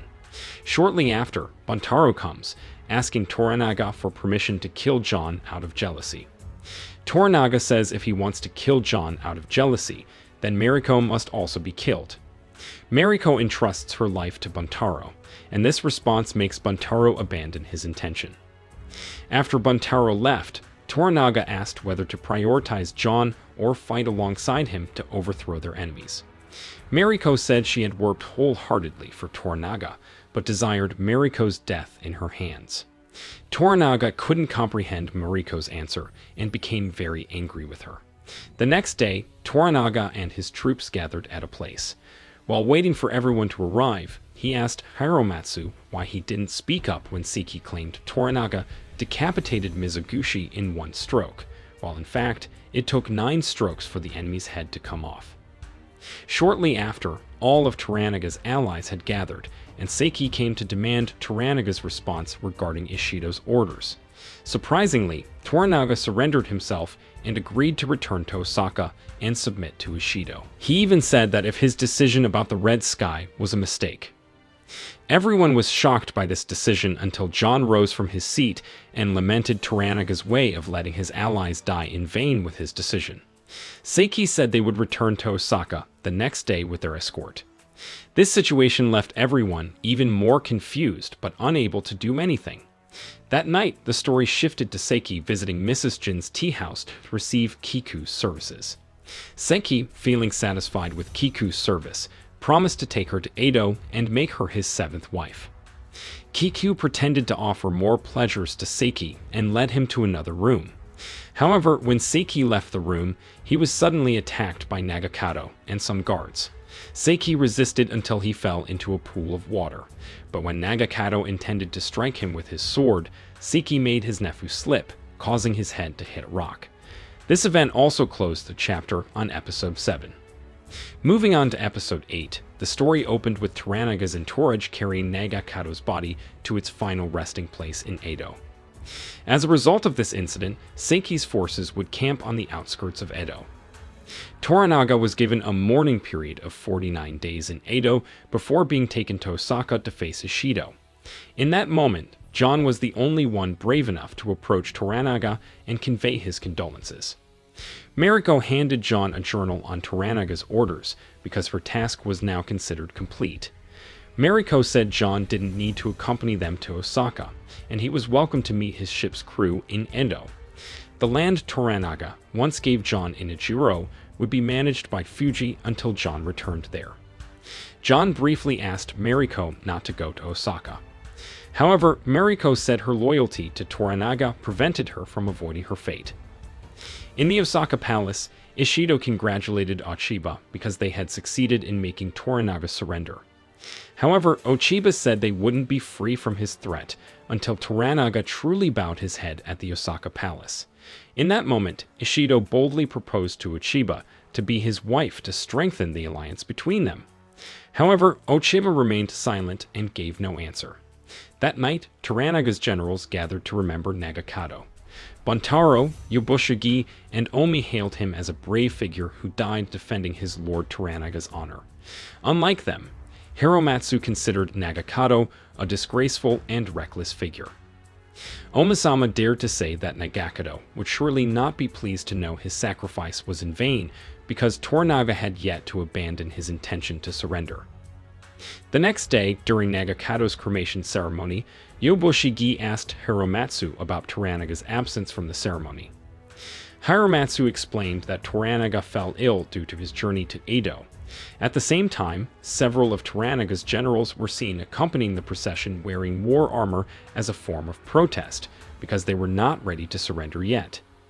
Yobushige even expressed his idea for them to attack Osaka with weapons and cannons on the Erasmus ship. Instead of approving the idea, Hiromatsu delivered Toranaga's message that while Yobushige was indeed ordered to Osaka, it was not for attacking. Rather, it was a condition for Toranaga's surrender by handing over the weapons and cannons to Ishido. Elsewhere in Edo Palace, Mariko congratulated Toranaga's son-in-law on the birth of his daughter. The woman named Rin, Ochiba's sister, was married to Toranaga's son, whose identity remained unknown as Toranaga's only known child was Nagakado, but her was never seen with Rin. Mariko asked if Toranaga had not seen her granddaughter at all. Rin said she heard that Toranaga's health worsened upon his return from Ijiro. Mariko continued her inquiry about Ochiba. Rin explained that her sister once sent a letter stating that after Lord Toranaga submitted to Lord Ishido, Rin's family would be spared. Shortly after, Buntaro approached them and informed Mariko that she was asked to meet Toranaga this afternoon. Additionally, Buntero expressed his intention to serve tea for Mariko as someone wanted to talk to her. Elsewhere, Pastor Martin, who wanted to meet Toranaga, accidentally encountered John and was impressed to see him starting to speak Japanese. In that moment, Pastor Martin, who knew John was no longer a Hatamoto, asked what he would do now. John said he would gather his crew back to the Erasmus ship and then hunt down the Portuguese black ships. Long story short, accompanied by Mariko and Hiromatsu, Pastor Martin finally met Toranaga. To Toranaga, Pastor Martin mentioned their agreement on the black ship and said he failed to persuade Regents Tsubiyama and Ono to support him. Toranaga had already known that from his spies and declared that from now on, the church and he were not allies. Toranaga ordered Mariko to translate every word of Pastor Martin from now on because he forbade the pastor from speaking Japanese to him. Pastor Martin expressed his concern for the people of Edo, who lost hope due to Toranaga's dire situation. He believed Achiba's hatred for Toranaga was unjustified, knowing Toranaga was the only regent who cared deeply for the crown prince. Pastor Martin suggested Toranaga meet Lady Ochiba and form an alliance with her. Hiromatsu, Toranaga's close friend, affirmed this because he believed their enemy was Ishido, not Osaka. However, Toranaga remained firm in his decision not to seek any pardon. He even instructed Hiromatsu to gather all his subordinates to negotiate their surrender because he knew some of them even wore war armor during Nagakato's funeral as a sign of their desire to continue fighting. Before leaving, Toranaga thanked Pastor Martin for trying to change his fate and fulfilling his promise to persuade Kiyama and Ono. Despite failing, Toranaga still honored his promise to allow the pastor to build his first church in Edo. In his residence in Edo, Buntaro and Mariko finally held a tea ceremony. Buntaro mentioned how he remembered the early days of her marriage to Mariko. He then asked if Mariko was still attracted to John, but Mariko didn't answer. Then, Buntaro invited Mariko to commit seppuku tonight as a protest against their master Toranaga's decision to surrender to Ishido. With a cold face, Mariko stated that she didn't desire to die with Buntaro. For her, it was better to live for 1,000 years than to die with her husband. That night, accompanied by a resident of Edo, John intended to meet his crew at an embroidery house in the Funiado area. When he saw one of them acting barbarically towards one of the entertainers, John abandoned his intention. However, the man named Salomon had seen John's presence, so he approached him. John informed Salomon that they had been allowed to take their ship out of Japan. However, Salomon refused John's invitation to leave because he doubted their presence in Japan was on orders. According to Salomon, John's ambition to become the first Englishman to cross the Magellan Strait was what brought them to Japan. When John wanted to discuss it with the other crew members, Salomon ordered John to remove his Japanese clothing. But John refused, leading to a fight between them, causing John to abandon his intention.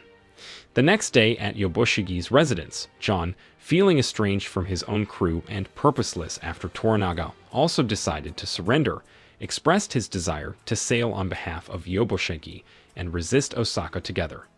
He believed Yoboshigi was stubborn. Instead of surrendering, he would fight. Feeling uneasy because his nephew Omai was there, Yoboshigi said he would not betray his master Toranaga and rejected John's offer to collaborate. The next day, Omi took Kiku and Mrs. Jin to see the land Toranaga had given him. Mrs. Jin felt touched because previously, Toranaga had not hinted at granting her wish to build her shop. At the same time, Omi said it was Kiku's hard work that earned Mrs. Jin her land. Shortly after, Pastor Martin, seeing the land Toranaga had given him to build a church, was quite surprised that next to it would be an entertainer. Meanwhile, in Osaka Castle, Lady Daewon, the first wife of the late Emperor Teiko, suddenly suffered a stroke, leaving her paralyzed. In her final moments, Lady Daewon urged Ochiba to end her game. She asked Ochiba to promise to release Sandra, reminding her that Ishido should not be respected because he came from nothing and would become nothing. In Toranaga's residence in Edo, the generals had gathered as per their master's instructions. Toranaga announced that the next day, Yoboshigi would depart for Osaka to deliver the weapons of the Erasmus ship to Ishido. He would also bring the names of Toranaga's subordinates who would surrender. Therefore, he asked all the generals present to sign the prepared agreement. When Yabushigi and Omi had signed the agreement letter, suddenly, several generals refused to follow Toranaga's orders, saying they couldn't follow the path to defeat. They urged Toranaga not to go to Osaka, insisting that Ishido would have to fight them in Edo. Hearing the rejection, Toranaga was furious because he didn't want to endanger his people and wanted to preserve their clan's survival in Japan. Suddenly, Hiromatsu intervened and threatened that if Toranaga didn't change his decision, he would commit seppuku.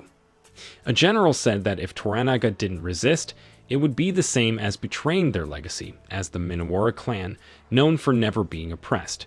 Seeing Toranaga's determination in his decision, Hiromatsu took a stance and once again affirmed to Toranaga that his subordinates would die in vain because of his decision. He who had faithfully followed Toranaga since childhood finally committed seppuku and instructed Buntaro to behead him. Buntaro asked his father for permission to join in the seppuku. However, Buntaro ordered his son to live and never surrender in serving their master Toranaga. That night, Toranaga, devastated by Hiromatsu's death, asked Mariko if she disagreed with today's events. Mariko, who always followed her master's orders, said she didn't want to add to her master's grief by disagreeing. Toranaga then asked if John had met Yobushiji. Mariko said that indeed John her met Yobushiji to persuade him to attack Osaka. However, Yobushiji refused and remained loyal to his master, Toranaga. Upon hearing this, Toranaga said that after today, Yobushiji would change his mind because Hiromatsu had ensured it. It turned out that Hiromatsu's seppuku was his sacrifice to make the Osaka castle believe even more that Toranaga had lost before his arrival in Osaka. To Mariko, Toranaga then ordered her to prepare because her task would soon come. Moving to Osaka Castle, Ishido was seen smiling as he read a message, and it seemed that Ochiba had agreed to become his wife. Meanwhile, at the port of Edo, as Toranaga had suspected earlier, Yobushigi finally cooperated with John to head to Osaka and bring all the weapons with them. However, it is not known whether their departure followed Toranaga's orders to surrender the weapons to Ishido, or it was Yobushigi and John's independent plan to use the weapons to attack Osaka.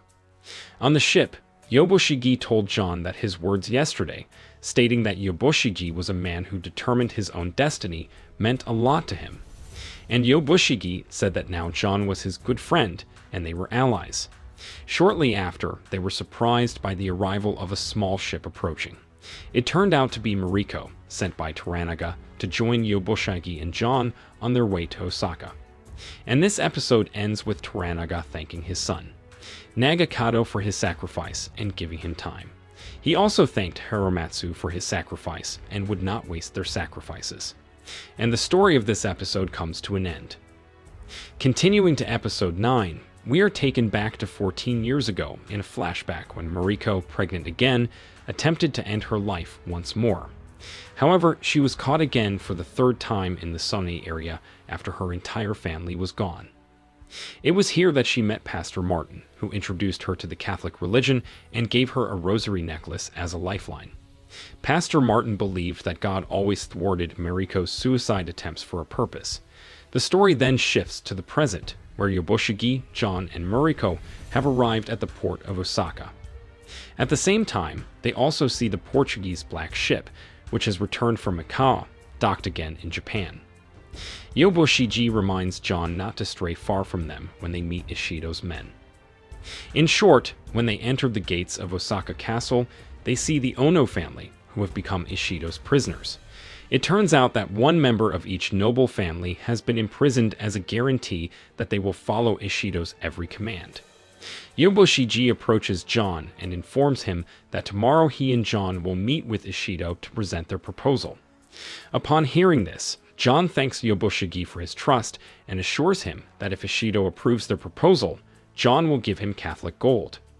Mariko, who also overhears the conversation, does not want to interfere because she has her own tasks that she does not want John to know about. Mariko then heads to the castle and promptly meets Toranaga's wife, Lady Kiri, as well as Lady Shizu, who has just given birth, and delivers a letter entrusted to her by Toranaga, When Lady Kiri sees the title of the letter, she says, "Let's hope this works." The next day, at the edge of the port, the captain of the black ship, the visitor pastor, and Pastor Martin engage in a conversation about John's arrival and his entourage at Osaka Castle. The visitor pastor believes that Toranaga has a plan and is curious about his grand plan. Pastor Martin, who has seen the situation in Edo himself and knows about Hiromatsu's seppuku, convinces himself that Toranaga has no plan other than to surrender. However, the visitor pastor considers it all to be Toranaga's deception, and gazing at the sea, says that war is imminent. Elsewhere in Osaka Castle, Yobushige and a palace servant are teaching John how to show respect to Ishido, hoping that their plan and John will be approved by him. Outside the meeting room, the regents, including Seki, Toranaga's younger brother, who is the 5th regent, are waiting for Ishido's arrival. John and Yobushige, who are also there, are approached by Kiyama, who thanks Yobushige for returning John to him. Yobushige informed Kiyama that John's arrival was to negotiate with Ishido and asserted that John was no longer Kiyama's prisoner. Despite this, Kiyama, who apparently spoke Portuguese, tried to thwart John's intentions, stating that many pirate traders had arrived in Japan before them. When the meeting began, representing Toranaga, Yobushige conveyed his statement of surrender. On a personal note, he also expressed condolences for the death of Deiwin, the late Emperor Teiko's first wife. During the occasion, Yobushige attempted to explain that he had always been loyal to Ishido, and his involvement in escorting Toranaga out of Osaka earlier was due to being deceived and unaware that Toranaga was among the entourage. As a gesture of apology, Yobushige presented John as a gift to train Ishido's cannon regiment and naval fleet. However, Ishido declined, citing the crown prince's dislike for barbarians. After his refusal, it was Mariko's turn to appear before Ishido. Mariko congratulated Ishido and Ochiba on their engagement. Here, for the first time since their adolescence, Mariko's long-lost friend and Ochiba finally met again. Ochiba, aware of her old friend's prowess as a poet, asked her to stay as there would be a poetry competition in the palace in honor of Deiwin. Mariko then recited 3 lines of poetry to Ochiba. After hearing the poem, Ochiba fell silent, as if there were implied messages within it. Mariko then clarified that her visit was not to stay but to fetch Lady Kiri and Shizu to return to Edo, and would return to Osaka with Toranaga on the appointed day. Upon hearing this statement, Ishido refused, and the regents were forced to agree with Ishido as their families were also threatened. Faced with rejection, Mariko boldly stood up against Ishido and belittled her in front of the regents, stating that her lord's orders were paramount. She was not a village person who could be trampled upon at Ishido's whim, but a daughter of the great ruler Akechi Jinzai, a descendant of samurai for thousands of years who would never be held captive in Sandra or imprisoned, like the samurai in the room, including Ishido's regents. Instantly, the room erupted into chaos as if slapped by Mariko's words. Meanwhile, Ishido could only remain silent as he watched Mariko leave the room. Yobushige expressed his frustration with Mariko for her unexpected behavior, which had embarrassed Ishido. He asked about Toranaga's plan, suggesting that he might be able to help and work together. However, Mariko remained silent and did not disclose anything. Yobushige suspected that John's presence was also part of Toranaga's plan, unknown to him. However, Mariko firmly denied it. After Yobushige left the room, John prevented Mariko from leaving Osaka, fearing that Ishido would make coercive efforts to prevent her departure. However, Mariko desired precisely that, as it would expose Ishido's palace as a place of captivity for many noble families. In the end, Mariko forbade John from interfering in the matter. The next day, Ryuji, Mariko's son, met her mother to prevent her departure from Osaka Castle. Ryuji asked his mother to obey Kiyama's orders as fellow Catholics, even requesting permission for his engagement to Kiyama's granddaughter. Mariko then stated that they were under Toranaga's command, and Ryuji's marriage could only proceed with Toranaga's consent. Upon receiving this response, Ryuji suddenly expressed shame whenever people talked about his mother's name. He firmly stated that if Mariko insisted on leaving, there would be no relationship between them anymore. Shortly after, Mariko boldly took Lady Kiri and Lady Shizu, along with their babies, out of Osaka Castle following her lord's orders. When confronted by two of Ishido's men, they instructed their guards to face them. This incident was witnessed by Yabushigi, John, and the residents of Osaka Castle from atop the castle ramparts. Moments after Mariko's procession exited the first gate, one of her guards was killed by Ishido's men's arrows, and Mariko ordered Maya to fight them until he was eventually killed. Later, more of Ishido's men arrived. Mariko asked Kayama and Ono to let them pass, but they couldn't do anything without Ishido's permission. The statements of the two regents seemed to be eagerly awaited by Mariko. Before everyone, Mariko announced that they had been forcibly detained within the castle. Mariko then continued her steps by facing all of Ishido's troops. Being prevented from carrying out her lord's orders was a great insult to her. Therefore, Mariko decided to perform the seppuku ceremony at sunset and asked Kayama to behead her. The Council of Regents held a meeting with Lady Ochiba, where Kayama stated that he was unwilling to fulfill Mariko's request due to the rules of the Catholic religion. Something interesting happened. The Osaka Castle was now also caught in a dilemma over the actions to be taken against Mariko.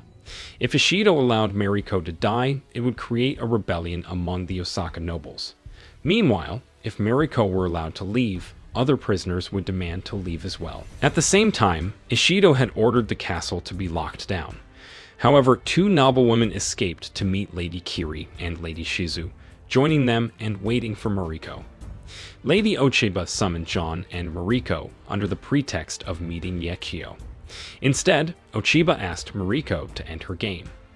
Mariko revealed that she and her lord did not want to fight, and the game accused of her was Ochiba's own game, and only she could stop it. Before leaving, Mariko said accepting death did not mean surrender. Flowers were just flowers because they could wither. That's what Mariko said. Upon returning from Ochiba's residence, John was perplexed by Toranaita's decision to send a woman like Mariko instead of his thousands of samurai warriors. Mariko said John's men wouldn't understand. John insisted that Toranaga was merely exploiting Mariko's loyalty. He asked her not to commit seppuku, but Mariko insisted that her death had a purpose, and she believed it was the reason her father, Akichi Jinsai, asked her to live until now. John replied that if not for his god or a good reason, then live for himself. The story then shifts to Yabushigi, who receives good news that Ishido pardons him to return to serving him, but with a request that Yabushigi must fulfill. However, there's one condition. We want to die in the right place to honor Lord Ishido. Mariko meets with Pastor Martin to confess her sins. Meanwhile, John is praying in his desperation for Mariko. As the sun sets, the castle servants have prepared all the necessities for Mariko's seppuku. The drum is struck, and the castle residents begin to gather. Before performing seppuku, Mariko leaves behind a poem as her final statement. She removes the Rosario necklace and calls for Kayama to be her executioner. However, Kayama is nowhere to be found, deepening Mariko's humiliation. John, witnessing this, steps forward to take Kayama's place. Just as the execution is about to take place, Ishido suddenly arrives and grants permission for Mariko to leave the castle. As previously suspected by Ochiba, this situation prompts Lady Kiri and other noblewomen to request permission to leave the Osaka castle as well. Ishido, feeling pressured, finally states that they are not castle prisoners. That night, Osaka Castle hosts an art performance, and all noblewomen are allowed to enjoy it. However, Mariko chooses to lock herself in her room, where John later approaches her. Meanwhile, Yabushigi secretly collaborates with Ishido to bring shinobi, who will eliminate Mariko and the noblewomen intending to leave. After dispatching some guards and noble families, the shinobi arrive in Mariko's room, where she is still with John, and attempt to kill them.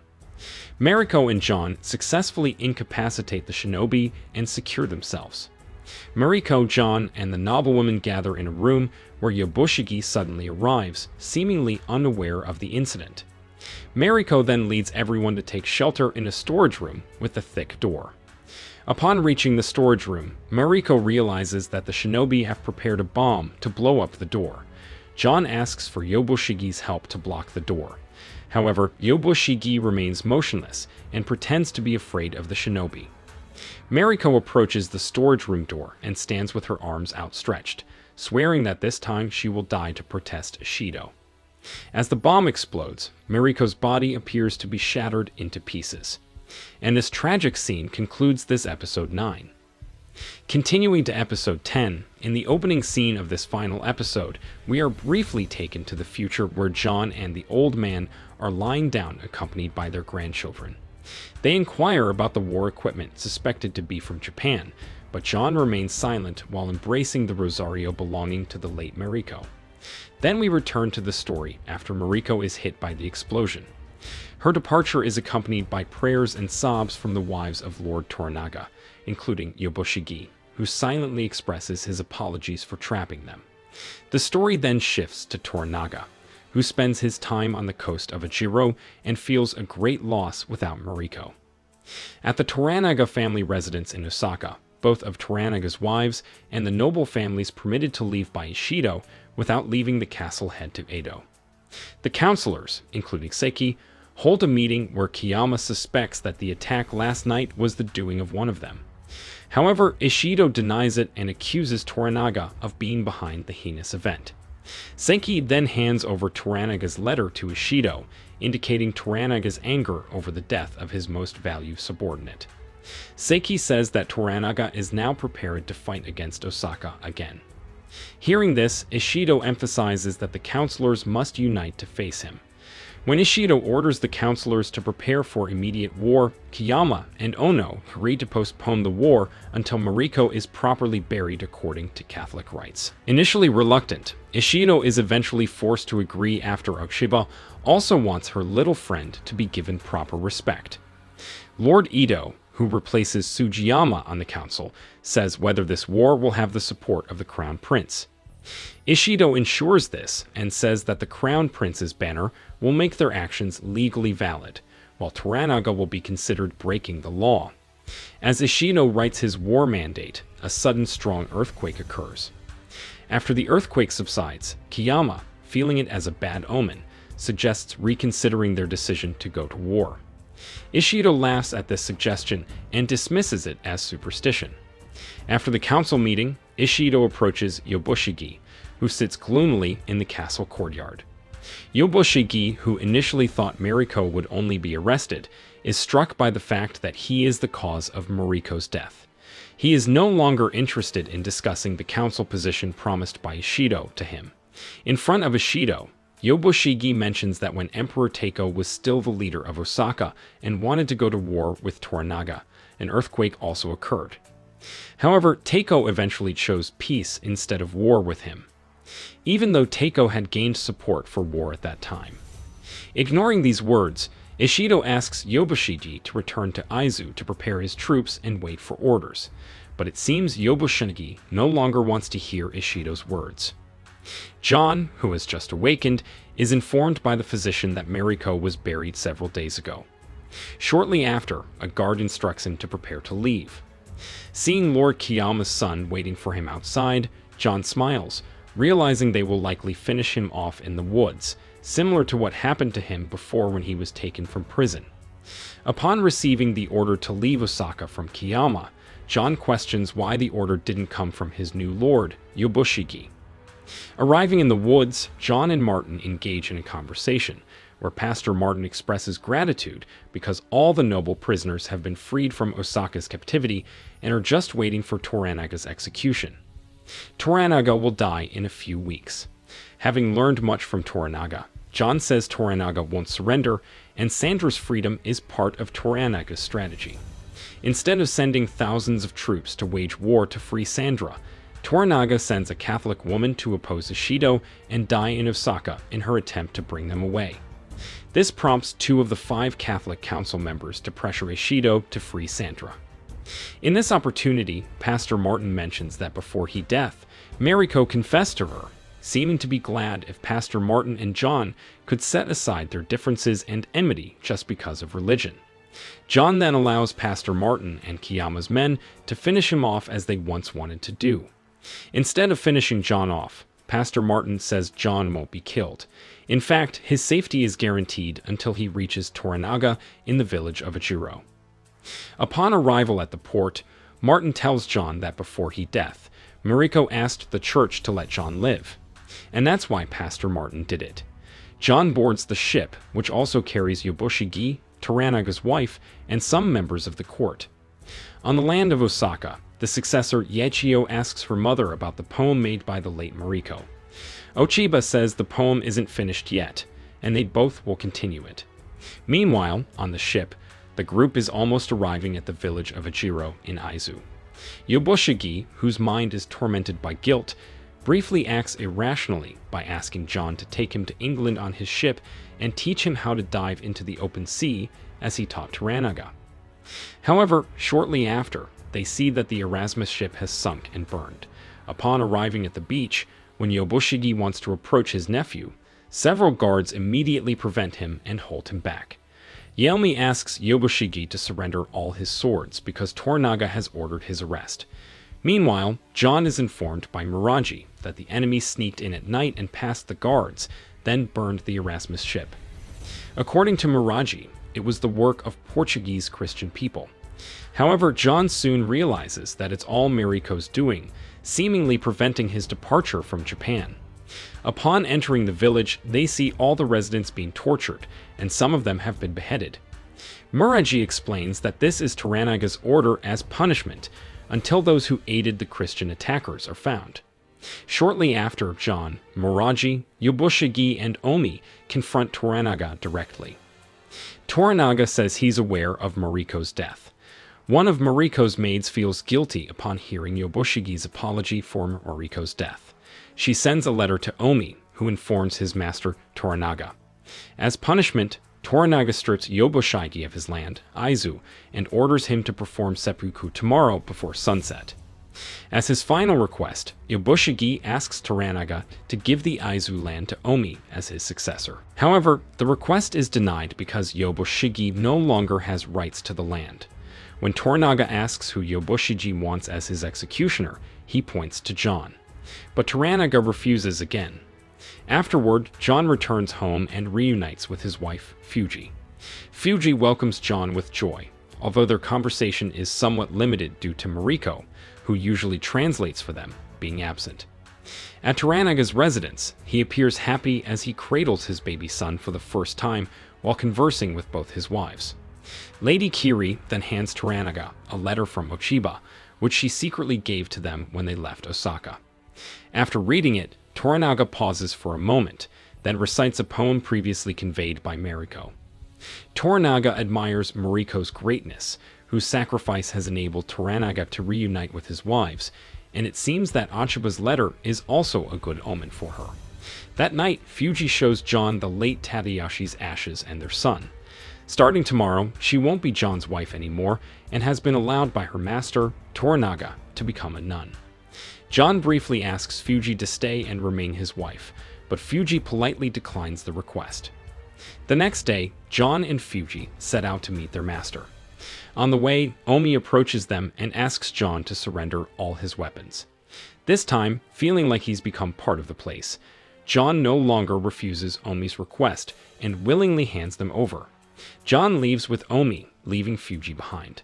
Upon reaching the hills, Toranaga asks Muraji to translate his words to John. Toranaga is furious because the Catholics destroyed John's ship without his knowledge, and he will continue to search for whoever collaborated with the Portuguese Catholics. Afterward, Toranaga asks Muraji to tell John who Muraji really is. Muraji finally reveals that his real name is Tanemoto Akinao, a samurai from Mizuchi. All this time, he pretended to be a farmer to spy on Toranaga's enemies. Years ago, Muraji was ordered to convert to the Portuguese religion to gather information about them. Although he is now truly a Catholic at heart, his loyalty to Toranaga is another matter.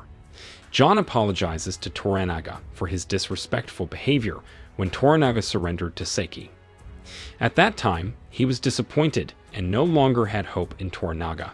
Feeling that Toranaga was merely a weak person who easily surrendered, John asks Toranaga to end his cruelty in Ejiro and stop investigating the burning of the ship. He feels unworthy of being defended because he lost trust in Toranaga. Meanwhile, the people of Ejiro have always been loyal to him. Moreover, John has discovered that Mariko was behind the burning of the Erasmus. He made a deal with the church to destroy the Erasmus in exchange for John's life, and his war against the Catholics is no longer important. However, Toranaga refuses to pardon the people of Ejiro until the traitor is found. John puts down his weapons and says that he is the one who deserves to be punished, not the people of Ejiro. Toranaga ignores John and leaves. John then provokes Toranaga by saying that he deliberately used Toranaga from the beginning for his own interests against the Catholics. Instead of getting emotional, Toranaga responds indifferently to John's statement. When John draws his knife and prepares to commit seppuku for the people of Ejiro, suddenly, Toranaga wants John to stay alive and rebuild his ship and create a fleet for Toranaga.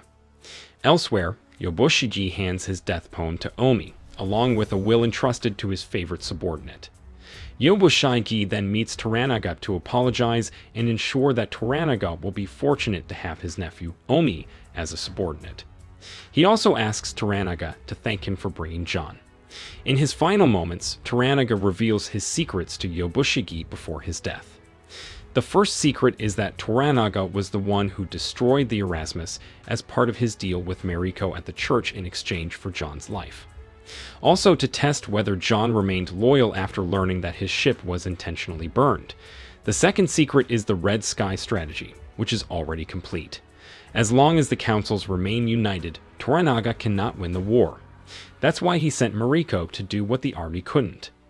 Mariko's death has divided the Catholic Council from the others. In the next month, Toranaga should face 5 council armies. If the Crown Prince's forces side with Ishido, then Toranaga will surely meet his end. However, due to the incident involving her close friend Mariko, Ochiba decided to ally with Ishido and secretly promised to hold back the Crown Prince's forces from going to the battlefield. By doing so, Ishido would not have the Crown Prince's banner, and his actions would be considered illegal, prompting the other councils to turn against him. Thus, Toranaga's hidden dream would come true, where he would begin his rule in Edo, establishing a peaceful state under his leadership without warfare. Toranaga explained that this was all achieved unknowingly because of all of them, thanks to Toranaga, Yobushiji, Mariko, or even John. Toranaga had thought several times about killing John but stopped. Not because he considered him important, but because the barbarian could make Toranaga laugh. John's presence diverted his enemy's attention. Even John's words when they first met were still vivid in Toranaga's memory.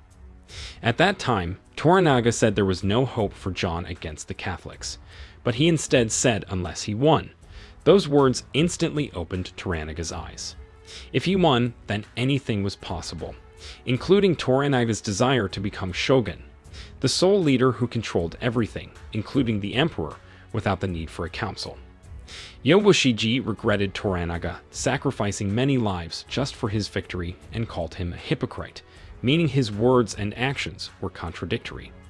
Without acknowledging Yobushiji's words, Toranaga immediately proceeded with the execution.